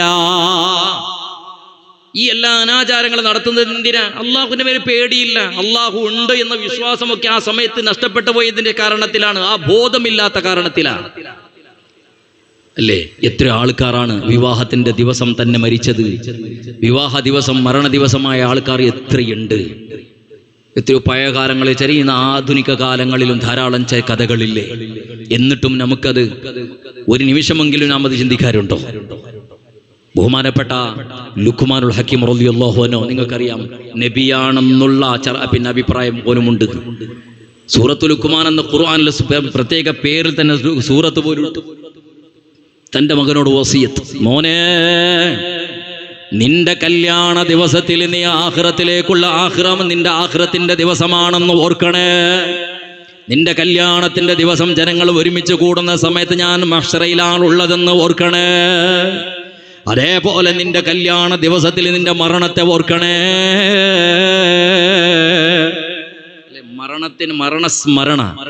മരണത്തിനെ ഓർക്കേണ്ടത് മുത്തഅല്ലിമീങ്ങൾക്ക് മാത്രം പ്രത്യേകം സുന്നത്തില്ല എന്നാണ് പറയപ്പെടുന്നത് ഏകദേശം. എന്തുകൊണ്ട്? അവർ ഇൽമുമായിട്ട് സുഖലാണ്ട് ആകുന്നത് കൊണ്ടിട്ട്. അല്ലാത്ത മുഴുവനും ജനങ്ങൾക്കും മരണത്തിന്റെ ചിന്ത എല്ലാ നിമിഷങ്ങളിലും വേണം. കല്യാണത്തിന്റെ ദിവസത്തിലും മരണസ്മരണ അതുണ്ടാവണം. ഉണ്ടാവാറുണ്ടോ? അബ്ദുല്ലാഹി ഇബ്നു റവാഹത്ത് റളിയല്ലാഹുവിന്റെ കഥ അറിയാമല്ലോ. റസൂൽ കരീം സല്ലല്ലാഹു അലൈഹി വസല്ലമ തങ്ങളുടെ സ്നേഹനിധിയായ സ്വഹാബിയാണ് അബ്ദുല്ലാഹി ഇബ്നു റവാഹ. ബഹുമാനപ്പെട്ട റസൂലുള്ളാഹി സ്വല്ലല്ലാഹു അലൈഹി വസല്ലമ തങ്ങളുടെ സ്വഹാബിയായ അബ്ദുല്ലാഹി ഇബ്നു റവാഹത്ത് റളിയല്ലാഹു തആല അൻഹു കല്യാണാലോചന നടത്തി. ഒരു സാലിഹത്തായ പെണ്ണ് കിട്ടണമെന്ന് അങ്ങനെയാണ് അവരൊക്കെ ചിന്തിച്ചിരുന്നത്. നമ്മുടെ നാട്ടിൽ ഇന്ന പതിവ് അങ്ങനെയല്ല. പെണ്ണായ മതി, അത് സാലിഹത്താവണമെന്നുമില്ല. അല്ല, ഇന്ന് ഏറ്റവും കൂടുതൽ ത്വലാഖ് സംഭവിക്കുന്നത് എപ്പറിയോ? ഈ മനുഷ്യന് കല്യാണത്തിൽ മൂന്ന് സന്ദർഭമുണ്ട്. ഒന്ന്, കല്യാണം കഴിഞ്ഞ ഉടനെ തന്നെ ഒരു ഹണിമൂൺ, അല്ലെ? ഹണിമൂൺ എൻജോയ് ആക്കുന്ന സമയം. ഊട്ടിയിലേക്കാണോ പോകേണ്ടത്? കൊടൈക്കണലിലേക്കാണോ പോകേണ്ടത്? കശ്മീരത്തേക്കാണോ പോകേണ്ടത്? മലേഷ്യത്തേക്കാണോ പോകേണ്ടത്? വിസ്മയത്തിലേക്കാണോ പോകേണ്ടത്? അങ്ങനെ ഭാര്യയെ കൂട്ടി കൊണ്ടുപോകുന്ന റഷ്, അല്ലേ? അന്ന് ഭയങ്കര എല്ലാവർക്കും ഏകദേശം ഒരു വർഷക്കാലം ഉണ്ടാകുന്നത്. ഭാര്യയെല്ലാം പല സ്ഥലങ്ങളിലേക്കും കൊണ്ടുപോകുന്നത്. വീട്ടിലുണ്ടാവാറില്ല, ജോലിക്ക് പോലും പോവാറില്ല, ഗൾഫിലേക്കും പോകാറില്ല. പോകുന്നവന് ഒരു വർഷക്കാലം ഏകദേശം അല്ലെങ്കിൽ ഒരു കുട്ടിയാകുന്നത് വരെ നാട്ടിൽ തന്നെയാണ് എൻജോയ്.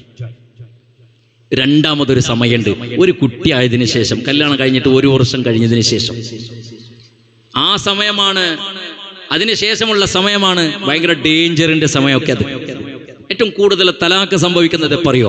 കല്യാണം കഴിഞ്ഞ ഉടനെ തന്നെ ഒരു വർഷത്തിൻ്റെ ഇടയിൽ തലാഖ് വളരെ കുറവാണ്. ഇപ്പോൾ ഏകദേശം കൂടിക്കൊണ്ട് അതിന്റെ സംഖ്യ കൂടിക്കൊണ്ടുവരുന്നുണ്ട്. കല്യാണം കഴിച്ചിട്ട് ഒന്നര മാസമോ 2-3 മാസമാക്കുന്ന സമയത്ത് തലാഖ് സംഭവിക്കുന്ന പലതുണ്ട്. പല തലാഖുകൾ ഞാനും സാക്ഷിയായതാണ്, അതുകൊണ്ട് ഞാൻ പറഞ്ഞത്. ഏതായാലും 99% തലാഖ് സംഭവിക്കുന്നത് കല്യാണം കഴിച്ചിട്ട് 1-2 വർഷം കഴിഞ്ഞിട്ട് ഏകദേശം ഒരു 40-45 വയസ്സിന്റെ ഉള്ളിലാണ് തലാഖ്. ആരെങ്കിലും നിങ്ങൾ കേട്ടിട്ടുണ്ടോ 80 വർഷത്തെ കിഴവൻ 75 വർഷത്തെ കിഴവിയെ തലാഖ് ചെല്ലുന്ന എവിടെയെങ്കിലും പറയുന്നത് കേട്ടിട്ടുണ്ടോ? എവിടെയെങ്കിലും ഉണ്ടോ? വയസ്സന്മാർ തന്റെ ഭാര്യ തലാഖ് ചെല്ലിയ സംഭവം ഞങ്ങളുടെ നാട്ടിലുണ്ടോ? 65 വർഷം പ്രായമുള്ള ഉമ്മ 67 പ്രായമുള്ള ബാപ്പയെ തലാഖ് ചൊല്ലി, അല്ലെങ്കിൽ തലാഖിൽ കേസ് കൊടുത്തിട്ടുണ്ട്, അപ്ലൈ ആക്കിയിട്ടുണ്ട്, എനിക്ക് ഭർത്താവ് വേണ്ടെന്ന് പറഞ്ഞിട്ട് ഏതെങ്കിലും ഒരു കിഴവി, ഏതെങ്കിലും ഉമ്മാമ തന്റെ ഭർത്താവിനെതിരെ കേസ് കൊടുത്തത്, അല്ലെങ്കിൽ തന്റെ ഭാര്യക്കെതിരെ തലാഖ് വേണമെന്ന് ഭർത്താവ് ചോദിച്ചത് എവിടെയെങ്കിലും ഉണ്ടോ? അല്ലെങ്കിൽ നമ്മുടെ നാട്ടിൽ ഉമ്മയുടെ തങ്ങളെല്ലാം ഏകദേശം എല്ലാം പഞ്ചായത്തിക്ക് അല്ലെ എല്ലാം വിഷയം സെറ്റിൽമെന്റ് ആക്കാനായിട്ട് പോകുന്ന ആളാണ്. പരസ്പരം പ്രശ്നങ്ങളെല്ലാം പരിഹരിക്കാൻ വേണ്ടിയിട്ട് എവിടെയെങ്കിലും ഒരു കേസ് കിട്ടിയിട്ടുണ്ടാവും എന്ന് ചോദിച്ചു നോക്ക്. കിഴവിക്ക് തലാഖ് കൊടുത്ത സംഭവം ഇല്ല. അവർ തലാഖിനല്ല. ഇവിടെ വയസ്സിന്റെ വരെ ഏകദേശം 50 വർഷം കഴിഞ്ഞ പ്രായം കഴിഞ്ഞ ആൾക്കാർ ധാരാളമുണ്ട്. നിങ്ങൾ ഒരിക്കലെങ്കിലും ഈ 50 വർഷത്തിന് ശേഷം ചിലപ്പോൾ നിങ്ങൾ യൗവനത്തിൽ തലാഖിനെ സംബന്ധിച്ച് ചിന്തിച്ചിട്ടുണ്ടാകാം. പക്ഷേ ഒരു 50-60 വർഷം കഴിഞ്ഞതിന് ശേഷം തലാഖിനെ സംബന്ധിച്ച് ചിന്തിച്ചിട്ടുണ്ടോ? ഇല്ല. തലാഖ് സംഭവിക്കുന്ന സമയമല്ല. തലാഖ് സംഭവിക്കുന്നത് കല്യാണം കഴിഞ്ഞിട്ട് 1-2 വർഷത്തിന് ശേഷം ഏകദേശം 40-45 വർഷങ്ങൾക്കിടയിലാണ് കൂടുതലും തലാഖ് സംഭവിക്കുന്നത്. എന്തുകൊണ്ടിട്ട്? ഇന്ന് കൂടുതലും തലാഖ് സംഭവിക്കുന്ന എന്തറിയോ? കല്യാണത്തിന് മുമ്പ് സ്നേഹിക്കുന്നു, കല്യാണത്തിന് ശേഷം സ്നേഹം തീർന്നു പോകുന്നു. ആ കാരണത്തിലാണ് തലാഖ് സംഭവിക്കുന്നത്. മുമ്പ് അങ്ങനല്ല. കല്യാണത്തിന് മുമ്പ് സ്നേഹിക്കാറില്ല, കല്യാണം കഴിഞ്ഞതിന് ശേഷമാണ് സ്നേഹിക്കുന്നത്. ആ സ്നേഹം മരണം വരെ അങ്ങനെ നിലനിൽക്കും. അങ്ങനെയാണ് നമ്മുടെ ബാപ്പ, നമ്മുടെ ഉപ്പാപ്പൊക്കെ അങ്ങനെയാണ്. അവർ കല്യാണത്തിന് ശേഷമാണ് സ്നേഹിക്കാൻ തുടങ്ങിയത്. ആ സ്നേഹം മരണം വരെ ഉണ്ടായിരുന്നു. കുറേണ്ട കാര്യങ്ങളെല്ലാം പറയുമ്പോൾ.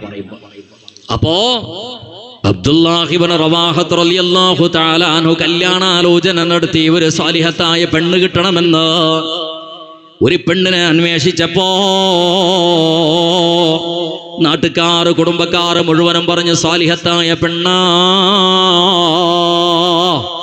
തഹജ്ജുദ് നിസ്കരിക്കുന്നവളാണ്, ളുഹാ നിസ്കരിക്കുന്നവളാണ്, സുബ്ഹ് നിസ്കാരം ഖളാക്കാത്തവളാണ്. ഇങ്ങനെ ജനങ്ങൾ മുഴുവനും പറഞ്ഞു അൽഹംദുലില്ലാ, നല്ലൊരു ഇണയാണ് എനിക്ക് കിട്ടിയത്. ബഹുമാനപ്പെട്ട അബ്ദുല്ലാഹി ഇബ്നു റവാഹത്ത് റളിയല്ലാഹു തആല അൻഹു ചുരുക്കത്തിൽ കല്യാണം കഴിച്ചു. ആദ്യ രാത്രിയിൽ വെച്ചിട്ട് അബ്ദുല്ലാഹി ഇബ്നു റവാഹത്ത് റളിയല്ലാഹു തആല അൻഹു തന്റെ പ്രൈവറ്റ് ബെഡ്റൂമിലേക്ക് മണിയറയിലേക്ക് കയറുകയാണ്. കയറുന്ന സമയത്ത് കുറച്ചും വഴുകിപ്പോയി. അങ്ങനെ ബഹുമാനപ്പെട്ട അബ്ദുല്ലാഹി ഇബ്നു റവാഹത്ത് റളിയല്ലാഹു അൻഹു തന്റെ ബെഡ്റൂമിലേക്ക് കയറുന്ന സമയത്ത് അവിടെ ഒരു പെണ്ണാണെങ്കിലോ മുഖമക്കനെയും ഖമീസും ധരിച്ചിട്ട് സുജൂദിലൊരു പെണ്ണിനെ കാണും. പടച്ചവനെ, എൻ്റെ ഈ മണിയറയിൽ, എൻ്റെ പ്രൈവറ്റ് റൂമിൽ എൻ്റെ ഭാര്യ കിടക്കേണ്ട സ്ഥലത്ത് ഇത് ഏത് പെണ്ണ് റബ്ബെ നിസ്കരിക്കുന്നത്? ഓൾക്ക് നിസ്കരിക്കാൻ സമയം കിട്ടിയ സമയം ഇതാണോ? ബഹുമാനപ്പെട്ട അബ്ദുല്ലാഹി ഇബ്നു റവാഹത്ത് റളിയല്ലാഹു അൻഹു കുറച്ച് ദിവസം സമയം അവിടെ നിന്നോ. ഈ പെണ്ണ് നിസ്കരിച്ചിട്ട് പുറത്ത് പോയിക്കോട്ടെ, പിന്നെ എൻ്റെ പെണ്ണ് വന്നാ മതി എന്ന് വിചാരിച്ചിട്ട് കുറച്ചും സമയം കഴിഞ്ഞപ്പോ സുജൂദിലായിരുന്ന പെണ്ണങ്ങനെ എഴുന്നേറ്റു തരാതെ പോലെ അത്തഹിയാത്ത് ഓതി സലാം വീട്ടിൽ തിരിഞ്ഞു നോക്കുന്ന സമയത്ത് ഭർത്താവിനെയാണ് കാണുന്നത്. ആ പെണ്ണിന്റെ മുഖം നോക്കുന്ന സമയത്ത് കല്യാണം കഴിച്ച പെണ്ണാണ്, തന്റെ ഭാര്യയാണ്. അങ്ങനെ പെണ്ണിനേറ്റി നിന്നോ, ഭർത്താവിനെ സലാം ചൊല്ലി. ഉടൻ തന്നെ ഭർത്താവ് ചോദിക്കുകയാണ്, പെണ്ണ്, ഞാൻ വഞ്ചിക്കപ്പെട്ടുവോ? എന്താണെന്ന് ഭർത്താവിനോട് ഭാര്യ ചോദിക്കുന്ന സമയത്ത്, നിന്നെ കല്യാണം ആലോചിക്കുന്ന സമയത്ത് പലരോടും ഞാൻ ചോദിച്ചിട്ടുണ്ട്, നീ എങ്ങനെയാണ് എന്ന്. എല്ലാവരും ഒറ്റ വാക്കിൽ പറഞ്ഞ വാക്കാണ്, നീ നല്ലവളാണ്, നല്ലവളാണ്, നല്ലവളാണ്. എന്ത് നല്ലവളാ? എന്താ ഞാൻ നല്ലവളല്ലാത്തത്? പെണ്ണ് പറഞ്ഞ സമയത്ത് അബ്ദുല്ലാഹി ഇബ്നു റവാഹത്ത് റളിയല്ലാഹു അൻഹു പറയുകയാണ്, പ്രിയപ്പെട്ട പെണ്ണ്, സ്വാലിഹത്തായ പെണ്ണാണെങ്കിലോ ബാങ്കിന്റെ ശബ്ദം കേട്ട ഉടനെ തന്നെ, ബാങ്ക് കഴിഞ്ഞ ഉടനെ തന്നെ നിസ്കരിക്കുന്നവളല്ലേ? എന്തിനാ ഇശാ നിസ്കാരം അവ്വല് വക്തും കഴിഞ്ഞിട്ട് ഇതുവരെ നീട്ടിയത് പെണ്ണ്? നിസ്കാരം കളായിട്ടില്ല, അവ്വൽ വക്തിൽ നിസ്കരിക്കാതെ ലേറ്റായിട്ട് നിസ്കരിച്ചു എന്നാണ് പരാതി ഭർത്താവിൻ്റെത്.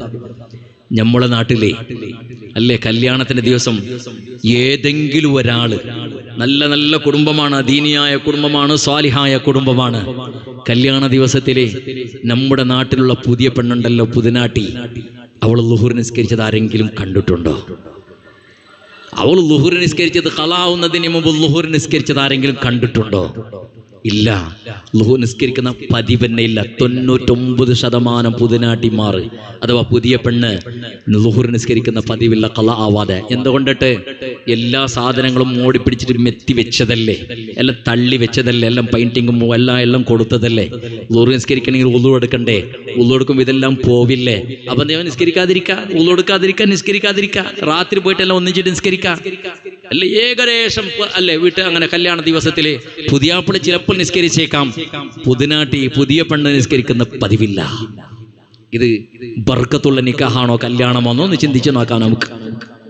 പോട്ടെ, ബഹുമാനപ്പെട്ട അബ്ദുല്ലാഹി ഇബ്നു റവാഹത്ത് റളിയല്ലാഹു തആല അൻഹു ഭാര്യയോട് ചോദിക്കുന്ന സമയത്ത് ഭാര്യ പറയുകയാ,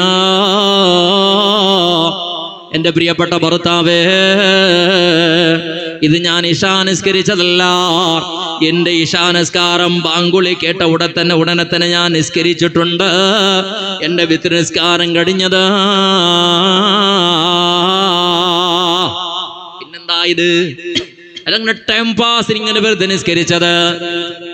അങ്ങനെ ഒരു നിസ്കാരമുണ്ട്, ടൈം പാസിന് കേരം കളിക്കലല്ല. നമ്മുടെ നാട്ടിൽ അങ്ങനെ റമളാൻ വന്ന ഉടനെ തന്നെ അല്ലാഹുമ്മ ബാരിക് ലനാ ഫീ റജബിൻ വശഅബാൻ വബല്ലിഗ്നാ റമളാൻ എന്ന ദുആരക്കും ഉസ്താദുമാർ ദ്വാരക്കും മാമുമികൾ ആമീൻ ആമീൻ ആമീൻ എന്ന് പറയും. പിന്നെ എന്തിനെ പിന്നെ റമളാനിന്റെ നോമ്പിനെ സ്വീകരിക്കാൻ വേണ്ടിയിട്ട് നോമ്പിലെന്താ പണി? ഈ ലോകത്ത് ഇല്ലാത്ത എല്ലാ കളിയും കളിക്കുന്നത് അത് റമളാനിലാണ്.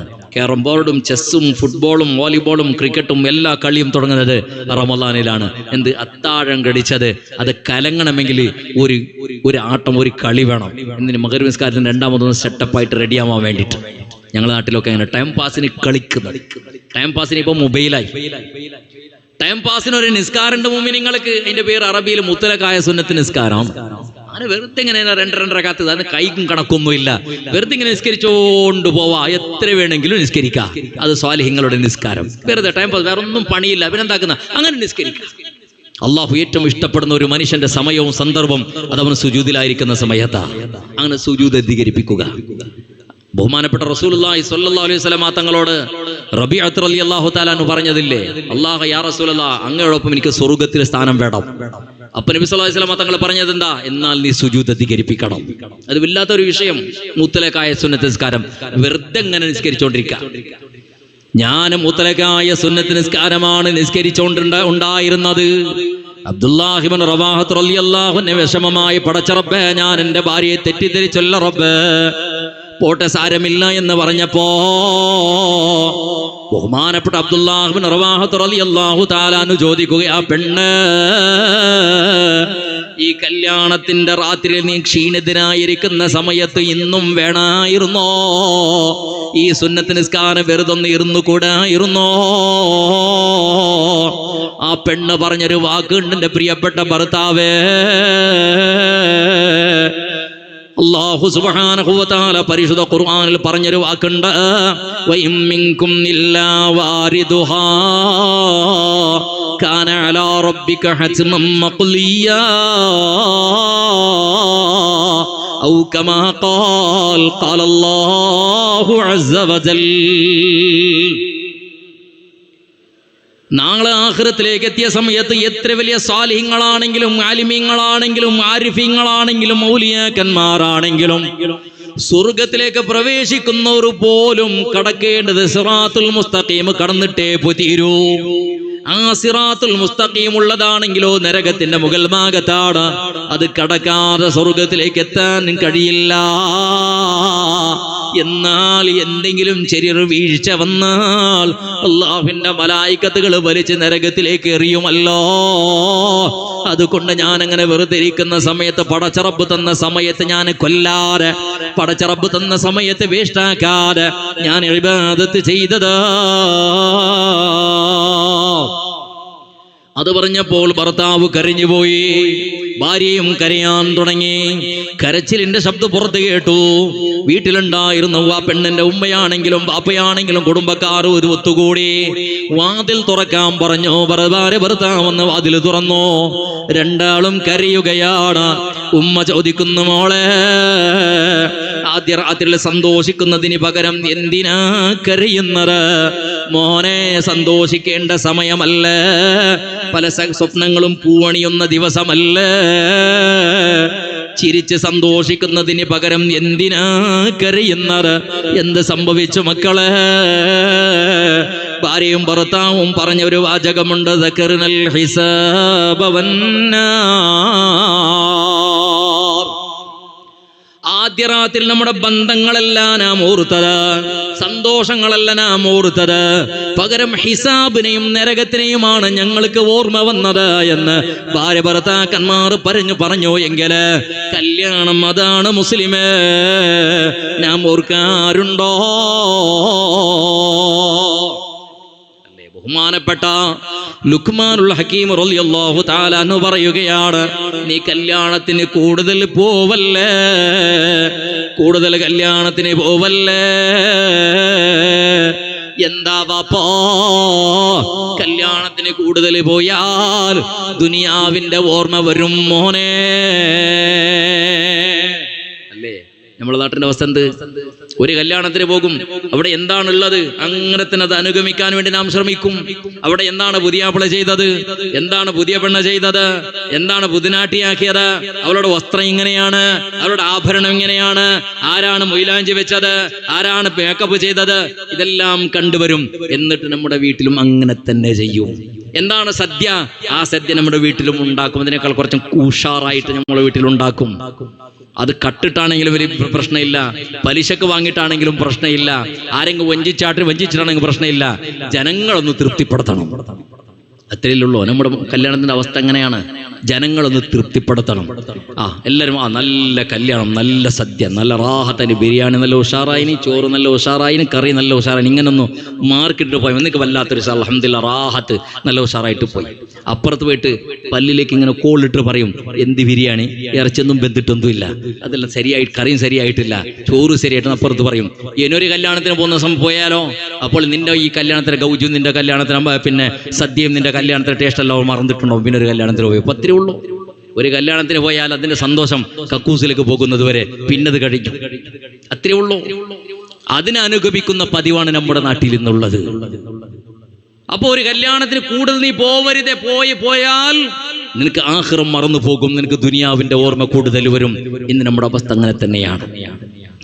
ലുഖ്മാനുൽ ഹകീം റളിയല്ലാഹു തആല അൻഹു പറയുന്നതോ, കല്യാണത്തിന്റെ ദിവസം നിന്നെ ജനങ്ങൾ നിന്നെ അഭിമുഖീകരിക്കുന്ന സമയത്ത് സന്തോഷിക്കും, ചിരിച്ചിട്ടാണ് നിന്നോട് സംസാരിക്കുന്നത്, നിനക്ക് കൈതരുന്നത്, നിന്നെ ആനയിക്കുന്നത്, നിന്നോട് കുശലം പറയുന്നത് സന്തോഷത്തോടെയാണ്.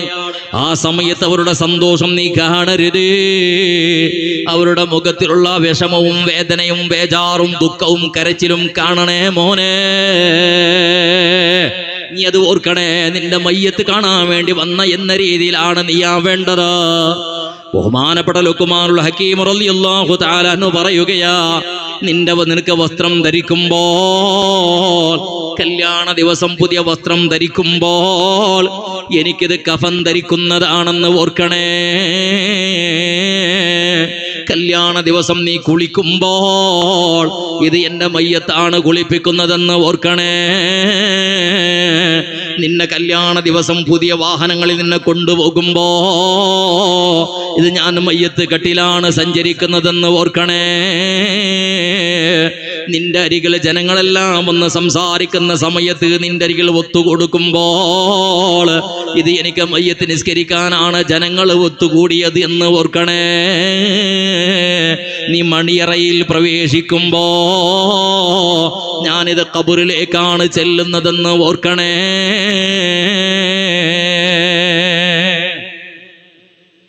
അല്ലേ? ഇതൊരു മൂമിനിന്റെ ലക്ഷണം. ആ രീതിയിലാണ് നമ്മുടെ ജീവിതമൊക്കെയും. അത്രേ ഉള്ളൂ, സന്തോഷങ്ങളൊന്നും കൂടുതൽ ഉണ്ടാവില്ല. അപ്പൊ പറഞ്ഞു വരുന്നത്, എന്റെ പ്രിയപ്പെട്ട സഹോദര സഹോദരി, നാം നന്നാവണം. എല്ലാ കാര്യങ്ങളും നാം നന്നാവണം. പ്രത്യേകിച്ച് നമ്മുടെ മാതാപിതാക്കളുടെ വിഷയത്തില്, നമ്മുടെ ഭാര്യ മക്കളുടെ വിഷയത്തില്, നമ്മുടെ കുടുംബക്കാരുടെ വിഷയത്തിൽ നാം അല്ലാഹുവിനെ വെടിക്കണം. ഇന്ന് അത് ഇല്ലാതെയായി പോയി. മുസ്ലിമീങ്ങൾക്ക് വൃദ്ധസദനം കൂടി വരികയാണ്. അല്ലെ, മുസ്ലിമീങ്ങൾക്ക് ഇല്ലാത്ത രണ്ട് വസ്തുക്കളാണ് ഈ ഭൂലോകത്ത് ഇല്ലാത്തത്. ഒന്ന് വൃദ്ധസദനം. അത് മുസ്ലിമീങ്ങൾക്ക് പണ്ടിണ്ട് ഇല്ലായിരുന്നു. മറ്റേ ക്രൈസ്തവർക്കും ഹൈന്ദവ സുഹൃത്തുക്കൾക്കൊക്കെ കുറെ കാലമായി വൃദ്ധസദനം ഉണ്ടാകുന്നത്. മുസ്ലിമീങ്ങളുടെ വൃദ്ധസദനം കാണാറില്ലായിരുന്നു. ഇന്ന് 4 ഭാഗങ്ങളിലും കാണാം മുസ്ലിമീങ്ങളുടെ വൃദ്ധസദനം.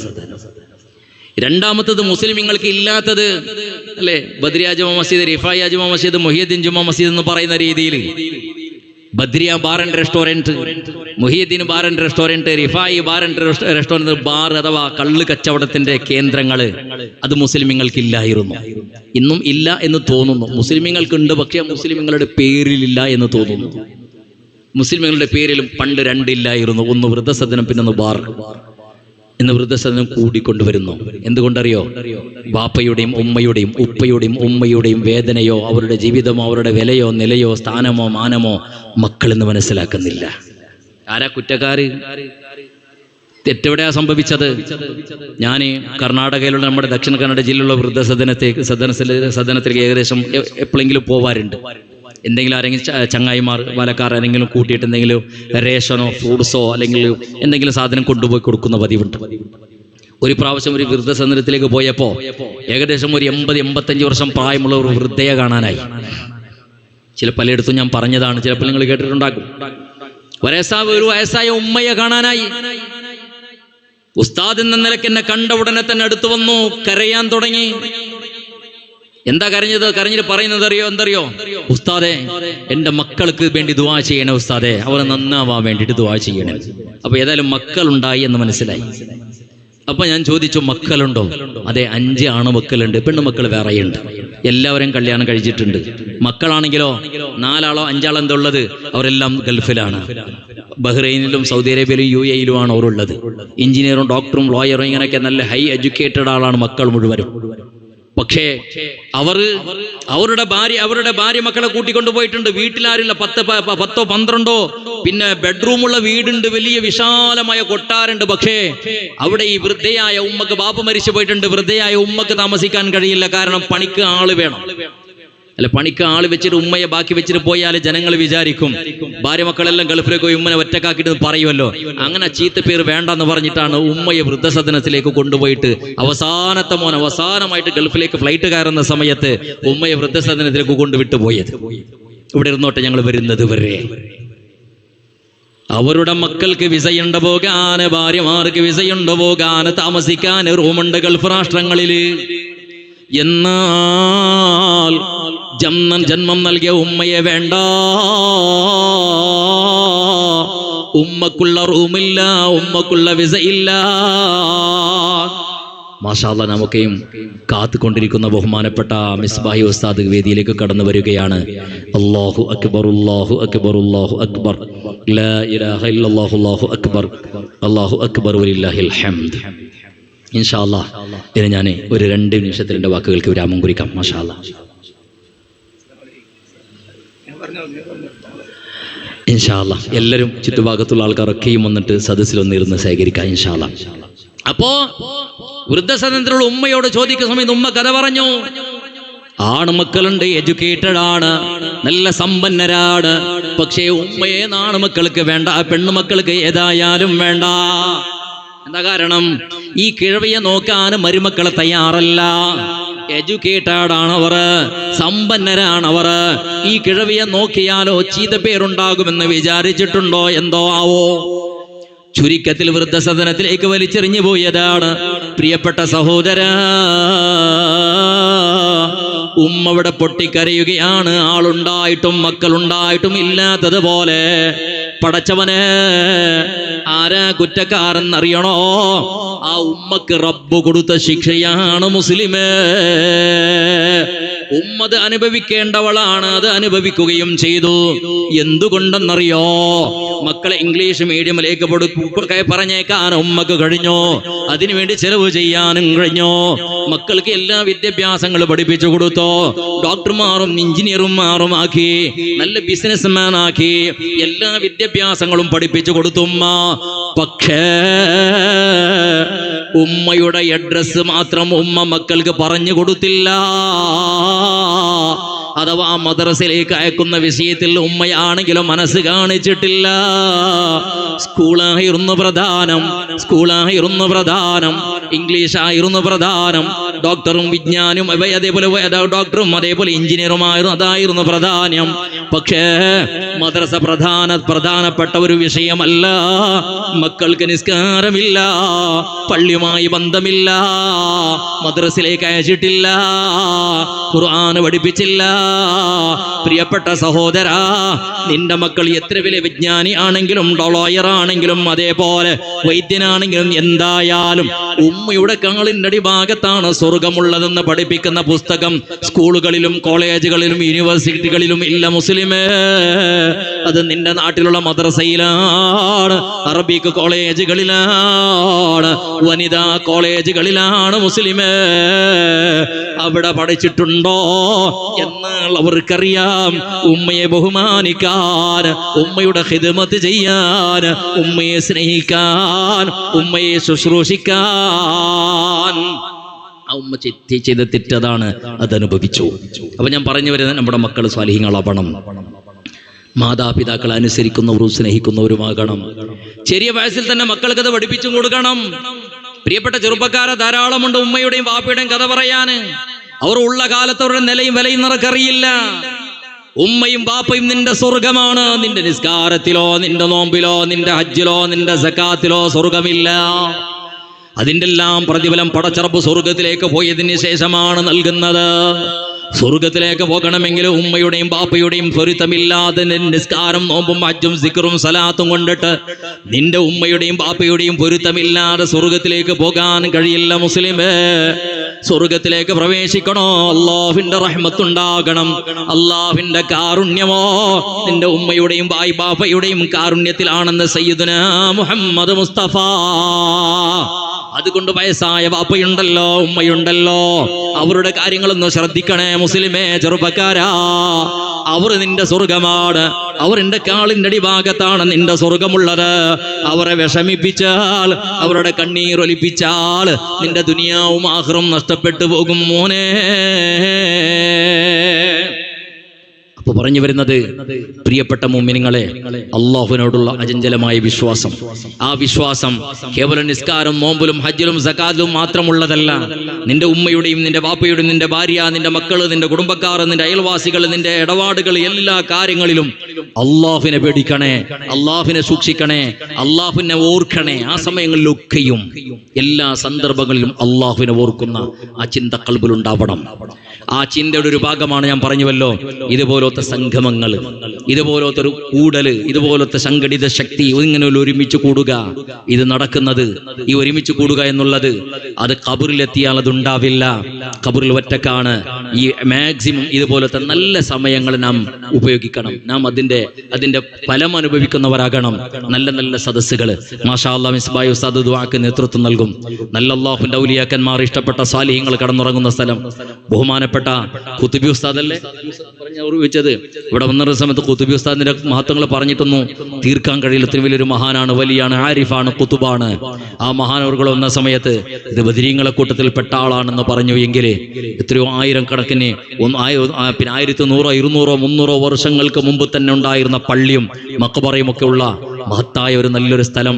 ഈ സന്ദർഭത്തിൽ ഒരുമിച്ച് കൂടുക എന്നുള്ളത് തന്നെ വലിയൊരു ഭാഗ്യമാണ്. നാളെ ആഖിറത്തിലേക്ക് ഉപകരിക്കണമെങ്കിൽ ഇങ്ങനെയുള്ള സന്ദർഭങ്ങളെ നാം അഥവാ ഉപയോഗിക്കണം. അത് നാം യൂസ് ചെയ്യാൻ വേണ്ടി ശ്രമിക്കണം. ഇപ്പൊ വീണ്ടും പറഞ്ഞു വരുന്നത്, നാം ഇന്ന് ഒരുമിച്ച് കൂടുന്നത്, ഈ കൂടിയിട്ട് പരസ്പരം ഭക്ഷണം, അന്നദാനം, ഇതൊക്കെ നാം ചെയ്യേണ്ടതാണ്. നമ്മുടെ നാട്ടിലേക്ക് പുറത്തു നിന്ന് ആൾക്കാരൊക്കെ വരുന്ന സമയത്ത് അവർക്ക് വേണ്ടുന്ന സദ്യകളും മറ്റും നാം ഒരുക്കി കൊടുക്കണം.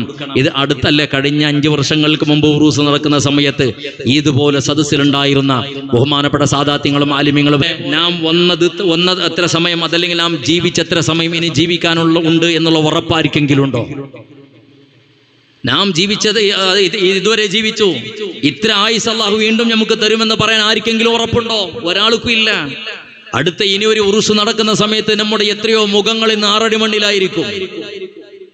ഇതിന്റെ ഇടയിൽ ചെയ്യുന്ന സൽപ്രവർത്തനങ്ങൾ, പ്രത്യേകിച്ചിട്ടും ഞാൻ പറഞ്ഞുവല്ലോ, ആയിരക്കണക്കിന് ജനങ്ങൾ അള്ളാഹുവിന്റെ ഔലിയാക്കന്മാരുടെ സാന്നിധ്യത്തിൽ ഒരുമിച്ച് കൂടുന്ന സമയത്ത് അവർക്കുള്ള ഭക്ഷണങ്ങൾ, നമ്മുടെ വീട്ടിൽ നാം കല്യാണമോ മറ്റോ സദ്യകൾ ഉണ്ടാക്കുന്ന സമയത്ത്, ഒരുമിച്ച് കൂടുന്ന സമയത്ത് അവർക്ക് എന്തെങ്കിലും ഉണ്ടാക്കി കൊടുക്കുന്നത് പോലെ നമ്മുടെ നാട്ടിലേക്ക് വരുന്ന ആൾക്കാർക്ക് നല്ല ഭക്ഷണങ്ങൾ ഉണ്ടാക്കി കൊടുക്കുന്നത് നമ്മുടെ കടമയാണ്. ഇതിന്റെ പ്രതിഫലം തരുന്നത് അല്ലാഹുവാണ്.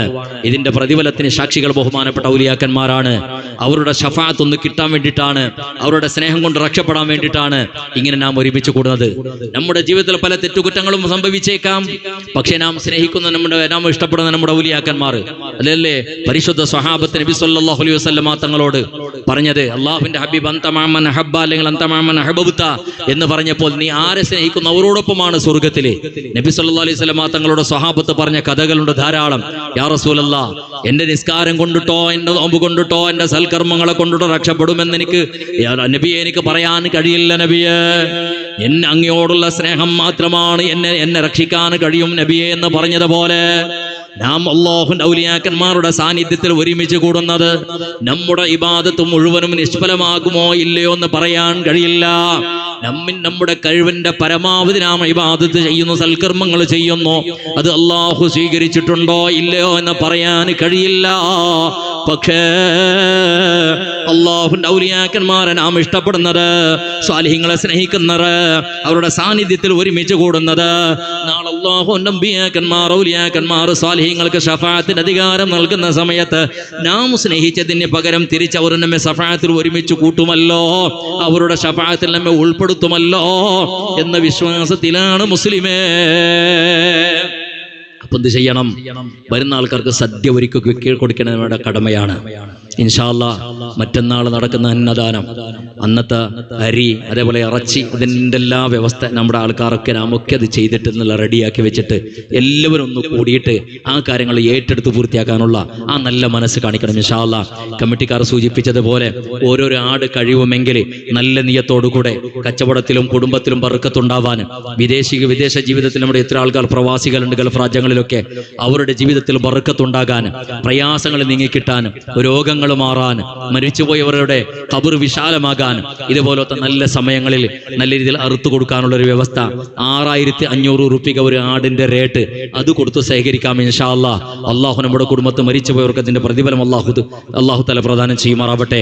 പടച്ച റബ്ബ് മരിച്ചുപോയവർക്ക് വേണ്ടി ഹദിയ ചെയ്യാനുള്ള മനസ്സും സമ്പത്തും അള്ളാഹു നമുക്ക് തരുമാറാവട്ടെ. നാം മരിച്ചാൽ നമ്മുടെ മക്കൾ അത് ചെയ്തു തരാൻ വേണ്ടിയിട്ട് അള്ളാഹു തൗഫീഖ് തരുമാറാവട്ടെ ഇൻഷാ അല്ലാഹ്. മാഷാ അല്ലാഹ്. എത്ര ഇത് ഞാനില്ലേ ഒരു സ്വർണ്ണ മോതിരം ഇൻഷാ അല്ലാഹ് നമ്മുടെ ഭക്ഷണത്തിന്റെ പിന്നെ വ്യവസ്ഥയ്ക്ക് വേണ്ടിയിട്ട് ഒരു സ്വർണ്ണ മോതിരം ഇവിടെ നൽകിയിട്ടുണ്ട്. ഒരാൾ അള്ളാഹുവിനെ അത് ഖബൂൽ ചെയ്യണേ അല്ലാഹ്. ബഹുമാനോട് മിസ്ബാഹി ഉസ്താദ് പ്രത്യേകം ദുആരക്കും. പടച്ച റബ്ബ് ആരാണ്, എന്താണ്, എങ്ങനെയാണെന്ന് നിനക്കറിയാം തമ്പുരാനെ. അവരുടെ അഡ്രസ്സ് നിനക്കറിയാം തമ്പുരാനെ. അള്ളാഹു നീ അത് ഖബൂൽ ചെയ്യണേ തമ്പുരാനെ. അള്ളാഹു ഉദ്ദേശങ്ങൾ നീ പൂർത്തീകരിക്കണം തമ്പുരാനെ. എല്ലാവിധ ഖൈറിന്റെ വഴികളെ നീ അവർക്ക് തുറന്നു കൊടുക്കണേ റബ്ബേ. എല്ലാവിധ ഷറുകളിൽ നിന്ന് ആ കുടുംബത്തിൽ നിന്ന് സലാമത്താക്ക് തമ്പുരാനെ. അള്ളാഹുവിന്റെ അമ്പിയാക്കന്മാർ ഔലിയാക്കന്മാർക്ക് ഷഫാഅത്ത് അധികാരം കൊടുക്കുന്ന സമയത്ത് ഈ മോതിരം തന്ന ആള്, അവരുടെ കുടുംബക്കാർ അള്ളാഹു ആ ഷഫാഅത്തിൽ ഒരുമിച്ച് കൂട്ടി അവർ നീ പരലോകത്തും രക്ഷപ്പെടുത്തണം തമ്പുരാനെ ഇൻഷാ അല്ലാഹ്. ബഹുമാനോട് മിസ്ബാഹി ഉസ്താദ് പ്രത്യേകം ദുആരക്കും. മരിച്ചുപോയ മാതാപിതാക്കൾക്ക് വേണ്ടി ഉപ്പക്കും ഉമ്മക്ക് വേണ്ടിയിട്ട് ഒരു 5005 റുപ്യ കൂടെ നൽകിയിട്ട് അള്ളാഹു നീ ഖബൂൽ ചെയ്യണേ അല്ലാഹ്. അതിന്റെ പ്രതിഫലം അദ്ദേഹത്തിന്റെ കുടുംബത്തിൽ നിന്ന് മരിച്ചുപോയവരുടെ ഖബറിലേക്ക് എത്തിപ്പിക്കണേ അല്ലാഹ്. ആ ഉമ്മയെയും ബാപ്പയെയും നീ സ്വർഗത്തിൽ ആ മോന് തിരിച്ചു കൊടുക്കണേ അല്ലാഹ്. മകന്റെ ഹദിയ കൊണ്ട് സന്തോഷിക്കുന്ന വിഭാഗങ്ങളിൽ പടച്ചറപ്പ ആ ഉമ്മയും വാപ്പയും നീ ഉൾപ്പെടുത്തണേ അല്ലാഹ്. പുന്നാര മോൻ ചെയ്യുന്ന സകലമാന പ്രവർത്തനങ്ങളും ബർക്കത്തുള്ളതാക്കണേ അല്ലാഹ്. അവന്റെ കുടുംബത്തിൽ ഖൈറും ബർക്കത്തും നീ വർദ്ധിപ്പിക്കണേ നാഥാ. മരിച്ചുപോയി ഭർത്താവിന് വേണ്ടി 2000 റുപ്യ അല്ലാഹുവേ ആ ഭർത്താവിന് മഗ്ഫിറത്ത് നൽകണേ അല്ലാഹ്, മർഹമത്ത് നൽകണേ അല്ലാഹ്. ഖബറുടെ വിശാലമാക്കനാദാ. ജന്നാത്തുൽ നഈമിൽ സ്വാലിഹീങ്ങളോടൊപ്പം ആ ഭർത്താവും ഭാര്യയും കുടുംബത്തിനും നീ ഒരുമിച്ച് കൂട്ടണേ അല്ലാഹ്. ഭാര്യയുടെ ഹദിയ കണ്ട് അല്ലാഹുവേ ഖബറിൽ കടന്ന് സന്തോഷിക്കുന്നവരുടെ കൂട്ടത്തിൽ ആ ഭർത്താവിനെ ഉൾപ്പെടുത്തണേ അല്ലാഹ്. ആ ഭാര്യക്കും കുടുംബത്തിനും ഖൈറും ബർക്കത്തും ആഫിയത്തുള്ള ദീർഘ ആയുസ്സും നൽകി അനുഗ്രഹിക്കണേ അല്ലാഹ്. ദുആ ചെയ്യാൻ ഒരു ബി ഫാത്തിമ ഒരു 300 റുപ്യ, അതേപോലെ ജയ്യ ഫർണിച്ചർ ഒരു 4000 റുപ്യ, ഷബീർ 7200 റുപ്യ, മുഹമ്മദ് റഫീഖ് 1000 റുപ്യ, പിന്നെ ഒരാൾ ഒരു 3000, മൂസ എന്ന് പറയുന്ന ഒരു 100 റുപ്യ, അതേപോലെ ഉബൈദ് എന്ന് പറയുന്ന ഒരാളല്ലേ ഉബൈദ് പറയാൻ ഒരു 3250 റുപ്യ, പിന്നെ ഒരാൾ ഒരു 200 റുപ്യ ഇൻഷാ അല്ലാഹ്. ബഹുമാനപ്പെട്ട മിസ്ബാഹി ഉസ്താദ് പ്രത്യേകമായിട്ട് ദുആരക്കും. അല്ലാഹുവേ അവർക്കൊക്കെയും ഖൈർ നൽകണേ അല്ലാഹ്. അവരുടെ ഉദ്ദേശങ്ങൾ നീ അറിയുന്നവനാണ് നാഥ. അവരുടെ ഉദ്ദേശങ്ങൾ സഫലീകരിക്കണേ അല്ലാഹ്. അവരുടെ വിഷമങ്ങൾ തീർക്കണേ അല്ലാഹ്. എല്ലാവിധ ഖൈറിന്റെ വഴികളും അവർക്ക് നീ തുറന്നു കൊടുക്കണേ അല്ലാഹ്. നീ വിധിച്ച ഷറുകളിൽ നിന്ന് അവരെയും അവരുടെ കുടുംബങ്ങളെയും സലാമത്താക്കണം തമ്പുരാനെ. പടച്ചവനെ ഞങ്ങൾക്കും ഞങ്ങളുടെ കുടുംബത്തിനും ആഫിയത്തുള്ള ദീർഘായുസ്സ് നൽകണം തമ്പുരാനെ. നമ്മുടെക്കെല്ലാം വിഷമങ്ങൾ തീർക്കണം തമ്പുരാനെ. നമ്മുടെ മാതാപിതാക്കൾക്ക് ആഫിയത്തുള്ള ദീർഘായുസ്സ് നൽകണം തമ്പുരാനെ. മരണം വരെ ഉമ്മയുടെയും വാപ്പയുടെയും ഖിദ്മത്ത് ചെയ്യുന്ന മക്കളിൽ നമ്മെ ഉൾപ്പെടുത്തണം തമ്പുരാനെ. നമുക്ക് നീ സാലിഹീങ്ങളായ മക്കളെ നൽകണം തമ്പുരാനെ. നമ്മുടെ രോഗങ്ങൾ നീ ശിഫയാക്ക തമ്പുരാനെ. നമ്മുടെ കുടുംബത്തിൽ ഐശ്വര്യം നൽകണം തമ്പുരാനെ. ഗൾഫ് രാജ്യങ്ങളിൽ ജോലി ചെയ്യുന്നവർക്ക് ബർക്കത്ത് വർദ്ധിപ്പിക്കണം തമ്പുരാനെ. പ്രയാസങ്ങളെല്ലാം നീക്കിക്കളയം അല്ലാഹ്. പ്രയാസങ്ങളെല്ലാം നീക്കിക്കളഞ്ഞ് ആരോഗ്യമുള്ള ജീവിതം നൽകി അനുഗ്രഹിക്കണേ നാഥാ. മരിച്ചുപോയ ഉമ്മക്കും ബാപ്പക്കും വേണ്ടിയിട്ട് ദുആരക്കാൻ വേണ്ടി ഒരു 1000 റുപ്യ അല്ലാഹു നീ ഖബൂൽ ചെയ്യണേ അല്ലാഹ്. അവരുടെ ഖബറുടെ വിശാലമാക്കനാദാ. നിന്റെ റഹ്മത്ത് കൊണ്ട് അവരുടെ പാപങ്ങളെ പൊറുക്കണം തമ്പുരാനെ. അവർക്ക് നീ മഗ്ഫിറത്തും റഹ്മത്തും നൽകണേ അല്ലാഹ്. ആ മക്കൾക്ക് നീ സ്വർഗ്ഗത്തിൽ ആ ഉമ്മയും ഉപ്പയും തിരിച്ചു കൊടുക്കണേ നാദാ. ആ മക്കൾക്ക് ആഫിയത്തും ദീർഘായുസ്സും സകല ഐശ്വര്യങ്ങളും ചൊരിച്ചു കൊടുക്കണം തമ്പുരാനെ. മരിച്ചുപോയ ഉപ്പ ഉമ്മക്ക് വേണ്ടിയും ഭർത്താവിനോട് ഒരു 5000 റുപ്യ, അതേപോലെ വീട് ശരിയാവാൻ വേണ്ടിയിട്ട് 1000 റുപ്യ, പിന്നെ കിഡ്നി സ്റ്റോൺ അല്ലേ മാറി കിട്ടാൻ വേണ്ടിയിട്ട് 1000 റുപ്യ, പിന്നെ വയറ്റിലെ പിന്നെ അൾസർ മാറാൻ വേണ്ടിയിട്ട് 1000 റുപ്യ, പിന്നെ അതേപോലെ അബ്ദുസത്താർ എന്ന് പറയുന്ന ഒരു ചെറുപ്പക്കാരനല്ലേ, പിന്നെ അവർ മരിച്ചുപോയ ഉപ്പക്കും ഉമ്മക്കും സ്വന്തം കുടുംബത്തിനുമൊക്കെ ദ്വാരക്കാൻ, അതേപോലെ കുട്ടികൾക്ക് എല്ലാവർക്കും വേണ്ടി ദ്വാരക്കാൻ പ്രത്യേകമായിട്ട് മക്കളുണ്ടാവാൻ വേണ്ടിയിട്ട് ദ്വാരക്കാനൊക്കെ മാഷാ അല്ലാഹ് 13,000 റുപ്യ, അതേപോലെ പിന്നെ മക്കാമിൻ്റെ പണിയൊക്കെ നടന്നുകൊണ്ടുണ്ട്. അൽഹംദുലില്ലാഹ് മാഷാ അല്ലാഹ്. നമ്മുടെ ശരീഅത്ത് കോളേജിലെ SNEC കോളേജ് വേണ്ടി നല്ല സുന്ദരമായ നല്ല അത് പറഞ്ഞു വിവരം കഴിഞ്ഞ് സുഖമുണ്ടാവാൻ വേണ്ടി വരെ 10,000 ഉറുപ്പിക അല്ലാഹുവേ നീ ശിഫയാക്കുക അല്ലാഹ്, ആരോഗ്യം നൽകുക അല്ലാഹ്, വേദനകൾ ദൂരീകരിക്കുക തമ്പുരാനെ. അതേപോലെ ഉദ്യാവരം പള്ളി പിന്നെ സമീപത്ത് അല്ലേ ഭർത്താവും കുട്ടികളും ഇല്ലാത്ത ഒരു കുടുംബത്തിന് വേണ്ടി അല്ലാഹുവേ അവരുടെ ഉദ്ദേശങ്ങൾ പൂർത്തീകരിക്കണേ അല്ലാ, വിഷമങ്ങൾ നീ തീർക്കണേ അല്ലാ, ഖൈർ നീ ചൊരിച്ചു കൊടുക്കണേ അല്ലാ. കുടുംബത്തിൽ നിന്ന് മരിച്ചുപോയവർക്ക് നീ മഗ്ഫിറത്തും റഹ്മത്തും നൽകണേ തമ്പുരാനെ. ഹാർട്ട് ബ്ലോക്ക് അല്ലെ പിന്നെ സുഖാവാൻ വേണ്ടിയിട്ട് 211 ഉറുപ്പിക അല്ലാഹു നീ ശിഫയാക്ക് തമ്പുരാനെ. എല്ലാ വേദനകളും നീ ദൂരീകരിക്കണേ അല്ലാ, ന്യൂനതകൾ പരിഹരിച്ചു കൊടുക്കണേ അല്ലാ, ആഫിയത്തുള്ള ദീർഘായുസ് നൽകണേ അല്ലാ, കഴിക്കുന്ന മരുന്ന് ഫലപ്രദമാക്കണേ അല്ലാ, കഴിക്കുന്ന മരുന്ന് ഫലപ്രദമാക്കണേ തമ്പുരാനെ. ഒരു പെണ്ണുങ്ങള് ഒരാട് നേർച്ചയാക്കിയിട്ടുണ്ട്, ഹദിയാക്കിയിട്ടുണ്ട്. അല്ലാഹു നീ ഖബൂൽ ചെയ്യണേ അല്ലാ, ഉദ്ദേശങ്ങൾ പൂർത്തീകരിക്കണേ അല്ലാ. ആ സഹോദരിയുടെ മനസ്സിലുള്ളത് നീ അറിയുന്നവനാണ് അല്ലാ. എന്തിനാണോ ഹദിയ നൽകുന്നത് അല്ലാഹു നീ അത് അറിഞ്ഞ് അദ്ദേഹം അവളുടെ അല്ലാഹു ആ സഹോദരിയുടെ ഉദ്ദേശങ്ങൾ പൂർത്തീകരിക്കനാതാ ഖൈറുകൾ മുഴുവനും ചൊരിച്ചു കൊടുക്കണേ അല്ലാ. നീ വിധിച്ച ഷറുകളിൽ നിന്ന് ആ കുടുംബത്തെ രക്ഷപ്പെടുത്തണേ അല്ലാ. പടച്ചറബ് ആ കുടുംബത്തിലുള്ളവരെ എല്ലാവർക്കും നീ എല്ലാവിധ ഖൈറും ബർക്കത്തും റഹ്മത്തും വർദ്ധിപ്പിക്കണേ അല്ലാ. സന്തുഷ്ട ജീവിതം നൽകണേ അല്ലാ. ആ കുടുംബത്തിൽ നിന്ന് മരിച്ചുപോയവർക്ക് നീ മഗ്ഫിറത്തും റഹ്മത്തും നൽകണേ തമ്പുരാനെ. നിന്റെ ഔലിയാക്കന്മാരുടെ ശഫാഅത്തിൽ ആ കുടുംബത്തെ നീ ഒരുമിച്ച് കൂട്ടണം തമ്പുരാനെ.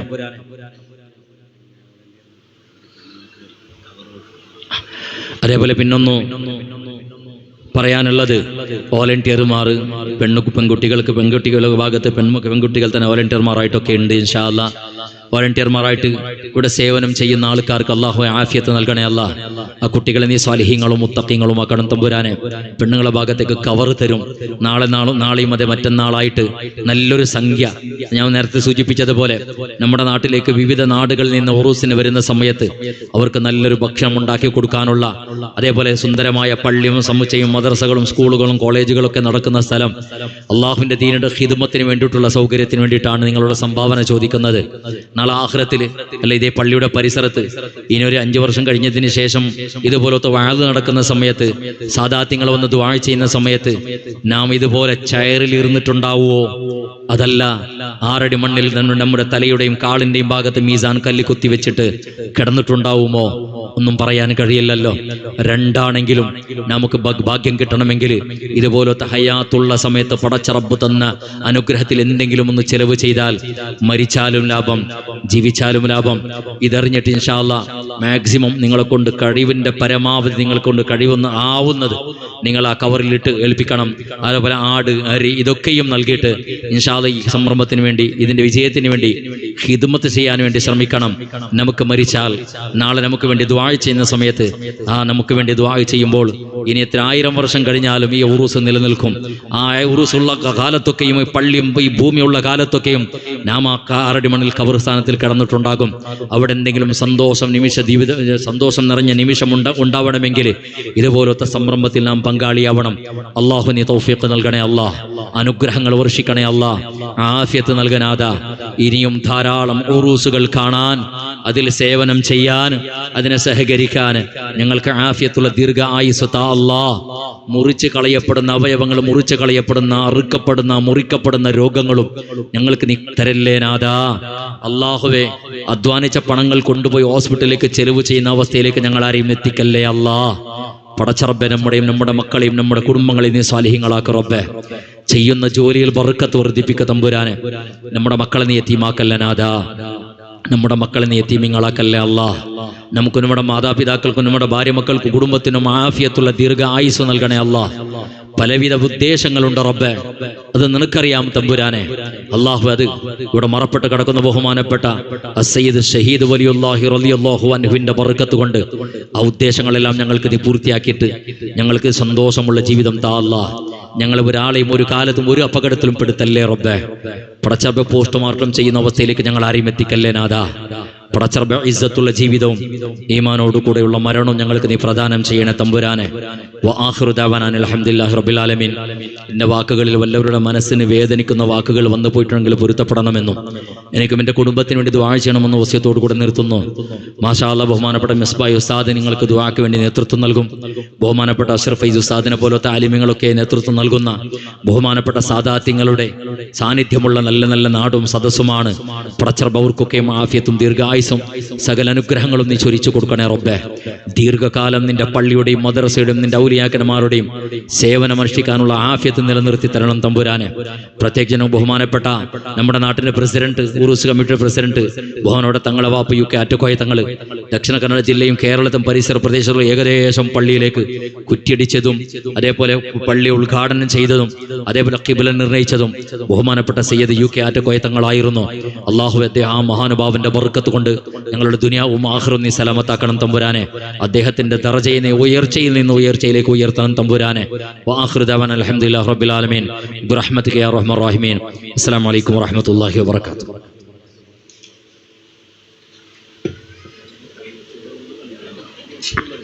അസ്സലാമു അലൈക്കും വറഹ്മത്തുള്ളാഹി.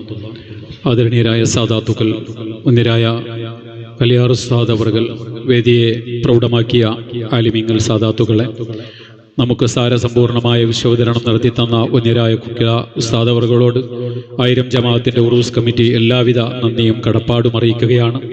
അതുപോലെ ഇവിടെ നമുക്ക് സ്വലാത്തിന് നേതൃത്വം നൽകുവാൻ നമ്മുടെ എളിയ ക്ഷണം സ്വീകരിച്ച അൽഹംദുലില്ലാഹ് ഇവിടെ എത്തിച്ചേർന്ന നമുക്ക് സ്വലാത്തിന് നേതൃത്വം നൽകാനിരിക്കുന്ന, പ്രാർത്ഥനയ്ക്ക് നേതൃത്വം നൽകാനിരിക്കുന്ന ഉന്നരായ കലിയാർ ഉസ്താദ് അവർകൾക്ക് ഉദ്യാവരം 1000 ജമാഅത്തിന്റെ എല്ലാ സ്വാഗതവും സന്തോഷവും അറിയിക്കുകയാണ്. മഹാന്മാരാകുന്ന ഉസ്താദുമാരുടെയും സാദാത്തുക്കളുടെയും നേതൃത്വത്തിലായി ദീർഘകാലം സുന്നത്ത് ജമാഅത്തിന് വേണ്ടി പ്രവർത്തിക്കുവാനും അവരുടെ കീഴിലായി സേവനമനുഷ്ഠിക്കുവാനും നമുക്ക് അല്ലാഹു തൗഫീക്ക് നൽകട്ടെ എന്ന പ്രാർത്ഥനയോടെ സ്വാഗതം ആശംസിക്കുന്നു. സഹോദരിമാരോട് നേരത്തെ ഓർമ്മപ്പെടുത്തിയ ഒരു കാര്യമാണ്, നമ്മുടെ നാളെ കഴിഞ്ഞ് മറ്റന്നാൾ രാത്രി വരുമ്പോൾ ഇൻഷാ അല്ലാഹ് ശനിയാഴ്ച അസ്തമിച്ച രാവ് വരുമ്പോൾ ഇപ്പോൾ ഏറ്റിട്ടുള്ള ആളുകൾ 500 പച്ച തേങ്ങ അരച്ചു കൊണ്ടുവരാൻ വേണ്ടി ഏറ്റവരുണ്ട്. സമാപന ദിവസം വയലിന് രാത്രി വരുമ്പോഴാണ് അത് കൊണ്ടുവരേണ്ടത്. കൊണ്ടുവരുന്നവർ അത് ഒരു പ്രയാസവും അതായത് ഫ്രിഡ്ജിൽ വെക്കാതെ അരച്ചതിന് ശേഷം ഇവിടുത്തെ വോളണ്ടിയർമാരുടെ കയ്യിൽ നല്ല ഒരു പാത്രത്തിലാക്കി കൊടുക്കണം. ആ പാത്രങ്ങളൊക്കെ നിങ്ങൾ തിരിച്ചേൽപ്പിക്കും. ഒരു കാരണവശാലും അത് ചീത്തയായി പോകുന്ന രീതിയിൽ കൊണ്ടുവരരുത്. ആയിരക്കണക്കിന് ആളുകൾക്ക് ഭക്ഷണം ഉണ്ടാക്കി കൊടുക്കുന്നതാണ്. സഹോദരിമാരെ പ്രത്യേകം ശ്രദ്ധിക്കണമെന്ന് ഓർമ്മപ്പെടുത്തുന്നു. നേരത്തെ ഉസ്താദ് ഓർമ്മപ്പെടുത്തിയതുപോലെ ഇൻഷാ അല്ലാഹ് നമ്മൾ ഒരു ആടിന് 10 കിലോന്റെ ആടിന് നിശ്ചയിച്ചിരിക്കുന്നത് 6500 രൂപയാണ്. അതുകൊണ്ട് നാളെയും മറ്റന്നാളും ഇന്ന് കവർ വാങ്ങുന്ന സഹോദരിമാരും നിയ്യത്ത് ചെയ്യുന്നവരും ഇൻഷാ അല്ലാഹ് 6500 രൂപ ഒരു ആടിന് നേർച്ചയാക്കുന്നവർ അങ്ങനെ ഹദിയ നൽകാൻ വേണ്ടിയിട്ട് പരമാവധി നമ്മുടെ നാട്ടുകാരായ ഈ വയൽ കേൾക്കുന്ന ആളുകൾ തയ്യാറാകണമെന്ന് ഓർമ്മപ്പെടുത്തുന്നു. അതുപോലെ 10 കിലോ അരിക്ക് 1000 രൂപ, അതല്ലെങ്കിൽ ഒരു കിൻഡൽ അരിക്ക് 10,000 10,000 ഉറുപ്പിക വെച്ചിട്ടാണ് നമ്മൾ നിശ്ചയിച്ചിരിക്കുന്നത് ചോറുണ്ടാക്കി കൊടുക്കുന്നതിന്